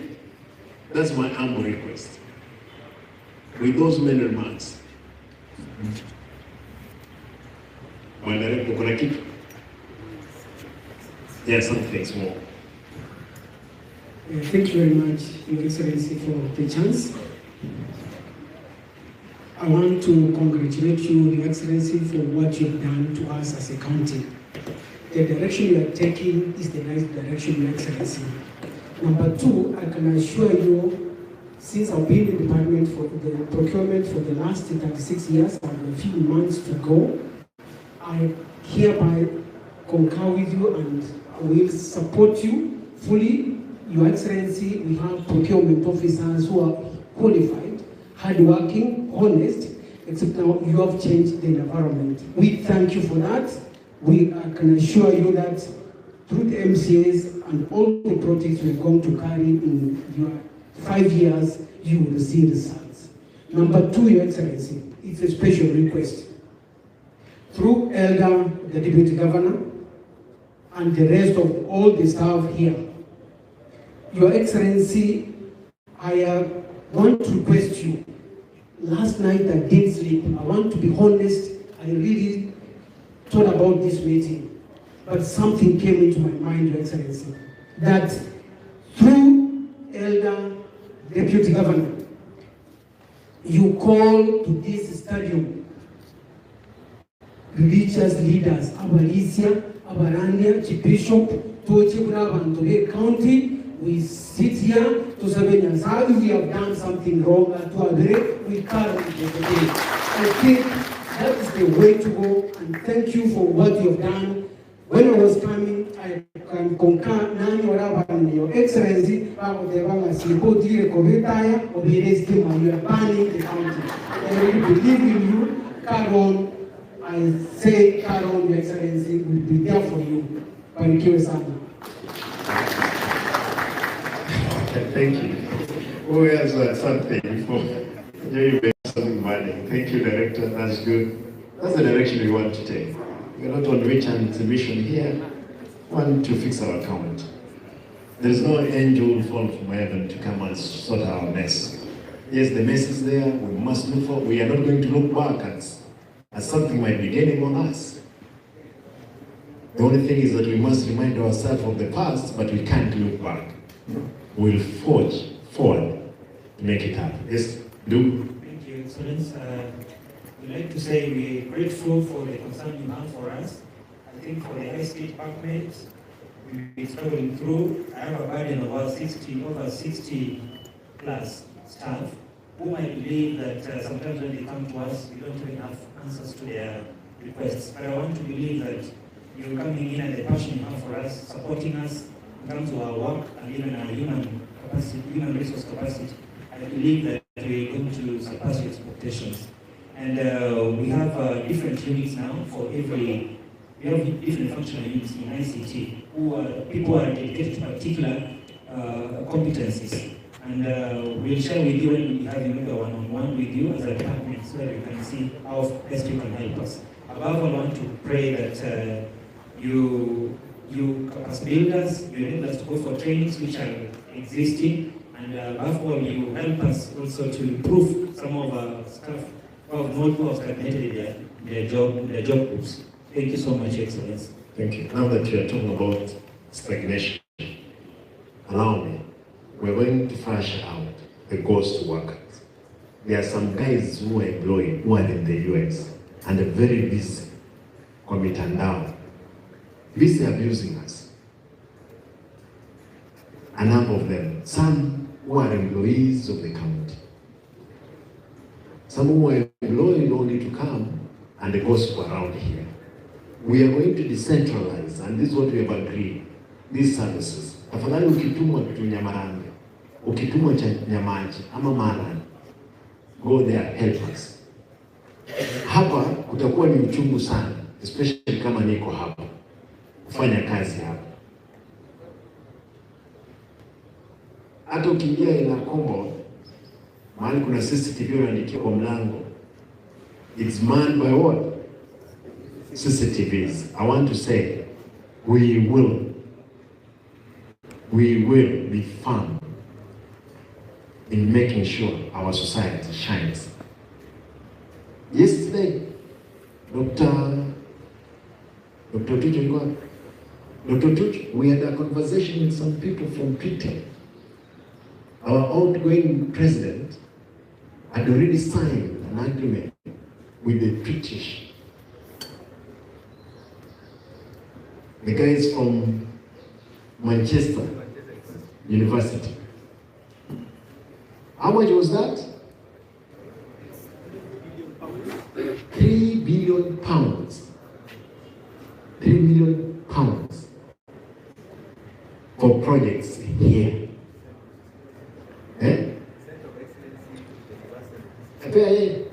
And you hear, alafu you are busy thinking how to steal 100,000. So uliza Simba. Sijaiba, nimeona watu wakiuliza, another part I was writing a message here. How did Simba get money for campaigns? He's embarrassing our people in the stadium. Kisi has been a victim of what? Victim of stealing. I'm not going to give room for the thieves. This one must come to an end. That people must be employed at the county to steal. Just explain this so that people that are aware, the only thing they want is that goodwill and the political goodwill. Kuna pesa. Tafadhali acha tuangalie nje ya dirisha, usiangalie ndani mahali unaishi. And allow us, hata kama tumekosea, what you say. We are calling for all religious leaders. Wacha mambo ya wizi hata ya pesa. You know immorality in this town.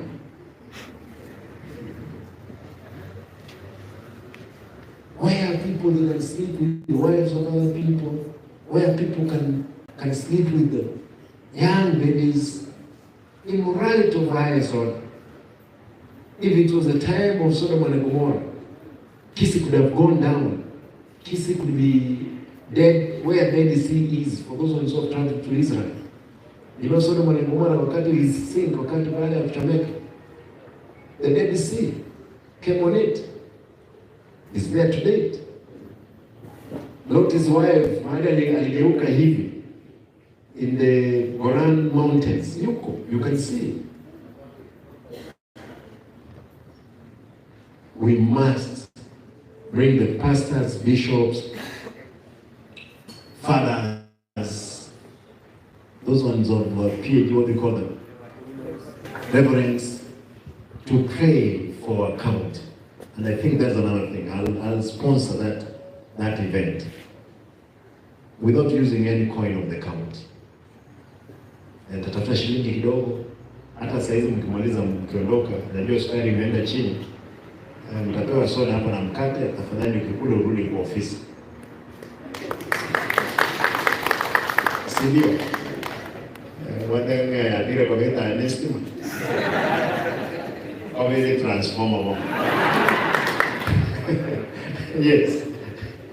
Yeah, Your Excellency, the actual president, or the current president, who is one of the laws, Uhuru Muigai Kenyatta, traveled to the UK to enter into an MOU, the Kenya Alliance, with the University of Manchester. Those people traveled here last year, I think the beginning of this year. The total cost of even a center of excellence in collaboration with Kisii University and Kisii County government is over 3 billion sterling pounds, so you can calculate that. They already been allocated the land, the designs are ongoing. His Excellency the Governor is supposed to, and I think Dr. Kuja, you will explain briefly, because they had a Zoom meeting the other day. His Excellency the Governor will have to travel to UK to tie up the loose ends. And the Kenyan government, through the President, had agreed to give what we call a sovereign guarantee, because this is money that the University of Manchester, or a lot of stakeholders and many charitable organizations are ready to fund in Kisii. So 3 billion pounds, Your Excellency, will train specialists in all areas, and this will actually culminate in making Kisii a tourist destination for her. But Dr. Tuju, you can just add, because we had a Zoom meeting the other day and I was not there.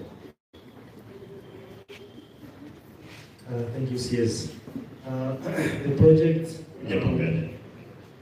And you can even explain the discussion we had with John yesterday from the UK. Yeah. So we have UK-Kenya Alliance, and we have Alliance on officer in the UK called John Guto, who is in charge of that project. The UK-Kenya Alliance is sponsored by top 10 medical universities, including Manchester University. So they have a program where they want to build a center of excellence for training of medical students and super specialists in Kisii. And Kisii will be the center for training of those specialists. Then we will have satellite hospitals elsewhere in Kenya. So we'll have a special economic zone in Kisii for provision of specialized care, including those that we send our patients to India and other countries. So they are ready to invest £3 billion for that project, and Kuto is spearheading that. His Excellency, yes, £3 billion. And His Excellency is going to go there so that that deal can be sealed for our people in Kisii.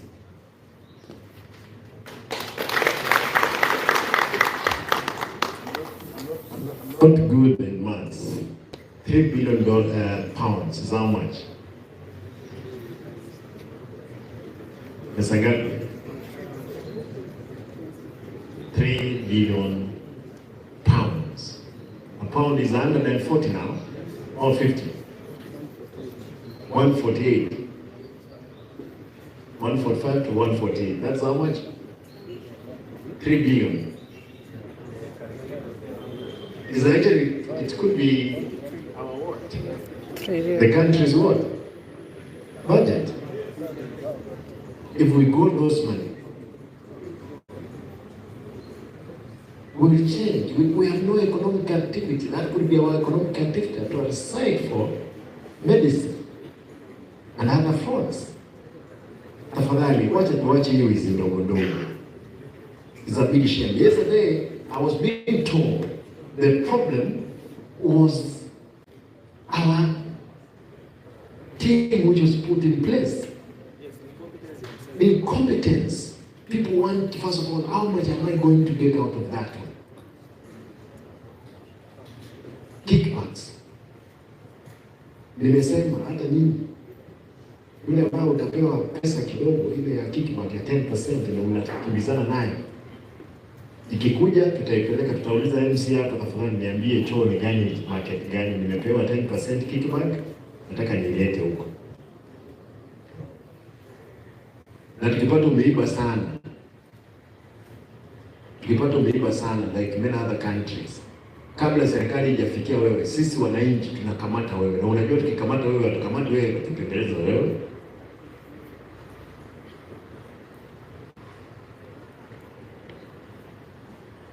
The law requires of citizen what? Citizen arrest. And we're going to do them. We will make sure we have arrested you. And arresting haitakuwa ni harusi. Unakamata wewe, tunapelekea askari hapa, tunapeleka wewe kotini, lakini kabla hujafika kotini utakuwa umebondwa vya kutosha.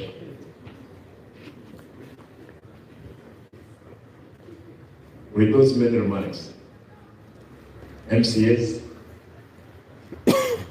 na mtu ako na comment, nimemalizia hapa comment. Ikiwa tumemaliza,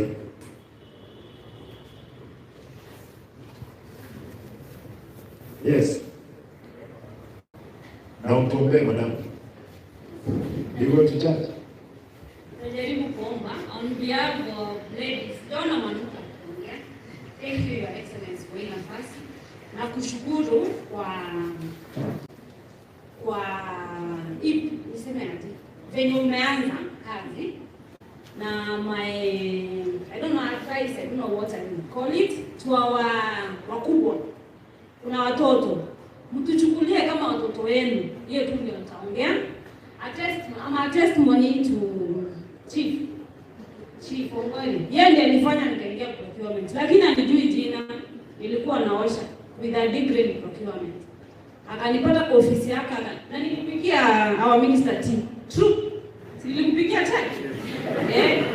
Wakati kitu ilikuwa hivi, nikaambiwa sasa wewe unaosha, enda water. Nikaenda water. Kufika water nikapatana na Chief Ongoli. Hanijui hata sasa, anijui labda ndio naongea. Akaniuliza with procurement and the washing, go do this, bring your papers. Sikuwa nimechukua degree yangu kutoka Nairobi. Akaniambia kesho ni Friday, enda ulete barua zako nilicommend. He recommended. Nikaenda procedure na nikapita. Sikuwa na kufanya. So ukiweka chief na fadhali governor, eka kama Ongoli, sijui kama atarudi, sijui. Eka watu kama yeye mwenye anakusaidia na kujui. Watu wazuri wenye watakusaidia. Alafu wa directors za watu mkieko huko juu, kama ni mkubwa wa procurement, mimi ama procurement officer, so sitaki kuongea juu ya ICT. Ukiweka mkubwa tuseme mwenye ako pia ama ako nini, inamaanisha mdogo wake anafaa kuwa kitu kama J ama H, kitu kama hiyo. So huyu mkubwa anachukua kazi yote kabisa. Sasa wewe inabidi unakuwa ghost wako, haje unakuja kwa ofisi unakaa. Unaenda kwa nyumba. Kama uko na mtoto anasumbua kesho utakuja. Si utaenda kushughulikia mtoto. Ukikaa wiki moja unatafuta. Ukiuliza kazi upewe. So wakubwa wetu ukikaa huko juu mtuangalie. Ukikuwa mkubwa wa department head, uzisha mwenye mnasaidiana na yeye. Wacha kubeba kazi yote. Hii kazi uisha, Mungu tu yako wote, Mungu tusaidiane sisi wote. Ukikuwa mkubwa saidia mdogo, muonyeshe unaenda hivi. Juu kama mimi 20 years from now in the next government mtajuani. Kwa maana nimesimama on behalf of ladies, mnizoee nikikuja kuuliza kitu ya ugavana 20 years kisha nipatie. Tafadhali ya ugavana, thank you. Naweza kosa kukuona tena. So I got this chance, nikasema I talk. So My sister, you'll be seeing me. Maybe since you call ghosted governor, the only assurance that you'll be seeing. You've reminded me. You know, the irony, MCAs the irony between, you said you're Ongoli, between the irony Ongoli na mtu mwingine hapa.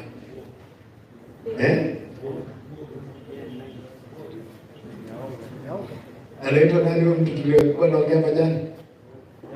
The other gentleman, a lady like this one, who has a degree at the county assembly, what he does, anatoa msichana ako na degree, anamwambia kazi yako ni kuosha nini? Choo. You had that confession yesterday. The irony, These ladies, wengine wengi, you know, it's sudden. I don't want to say what I had yesterday. This was off camera. And I don't want to say it. But ladies, you have a special, my wife is a gum. Kama ujui kuosha bibi yako, wacha kutonera.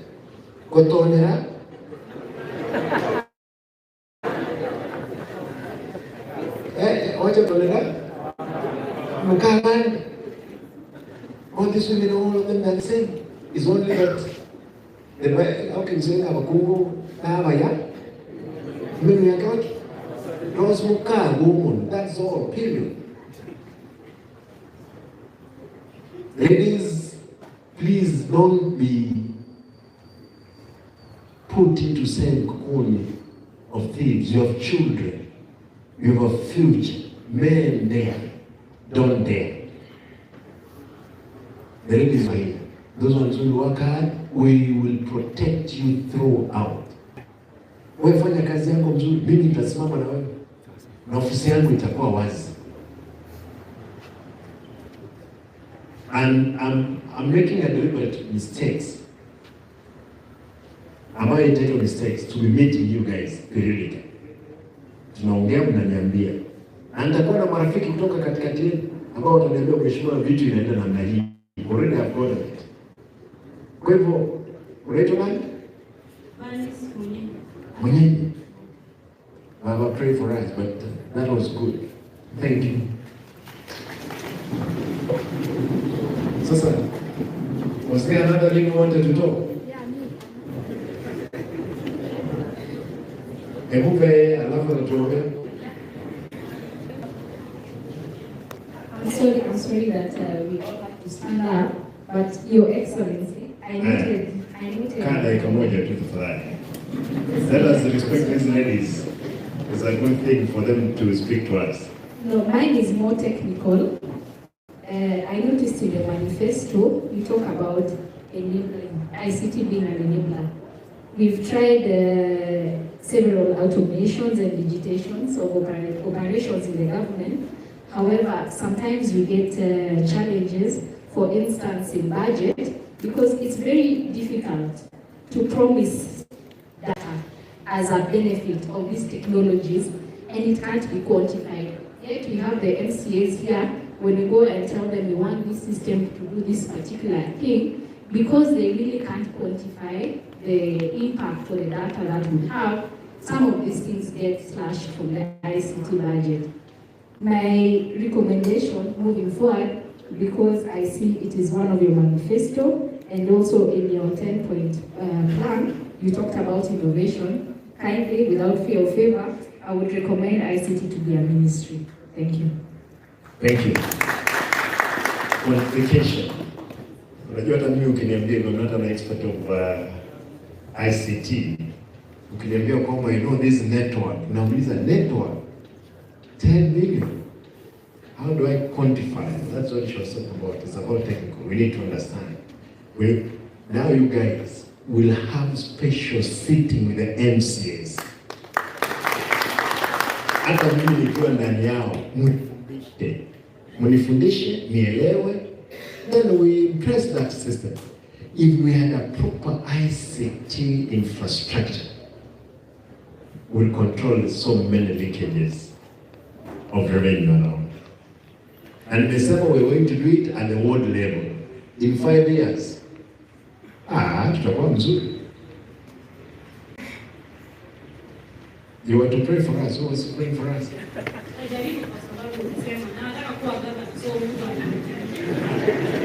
Na uombe Mungu akusaidie siku moja. Hiyo roho wewe iweke. Uko na watoto? Umemaliza? Umemaliza? Vizuri. Sasa wewe kaa nganga. Mungu akipenda vile unaongea mzuri siku moja, nani anajua ya Mungu ni mengi. Yes, tuombe. Mungu Baba, tunakushukuru kwa sababu umetufikisha wakati huu. Tunatoa kwa neema yako tumefika leo. Tunakushukuru kwa gavana yetu ambaye amekuja Kisii Tunashukuru kwa sababu wameanza kufanya kazi vizuri. Tunaomba neema yako imuongoze Mungu Baba, na sisi kama watoto wako tunaomba pia sisi tuongoze. Tunajua sisi ni wenye dhambi, tunaomba utusamee Mungu Baba. Hatutaki kuongea mengi kwa sababu unajua kila mmoja wetu hapa hitaji lake Mungu Baba. Tunapoenda sasa, tunaomba utuongoze katika jina la Yesu, naomba na kuamini. I'll leave someone to guide you.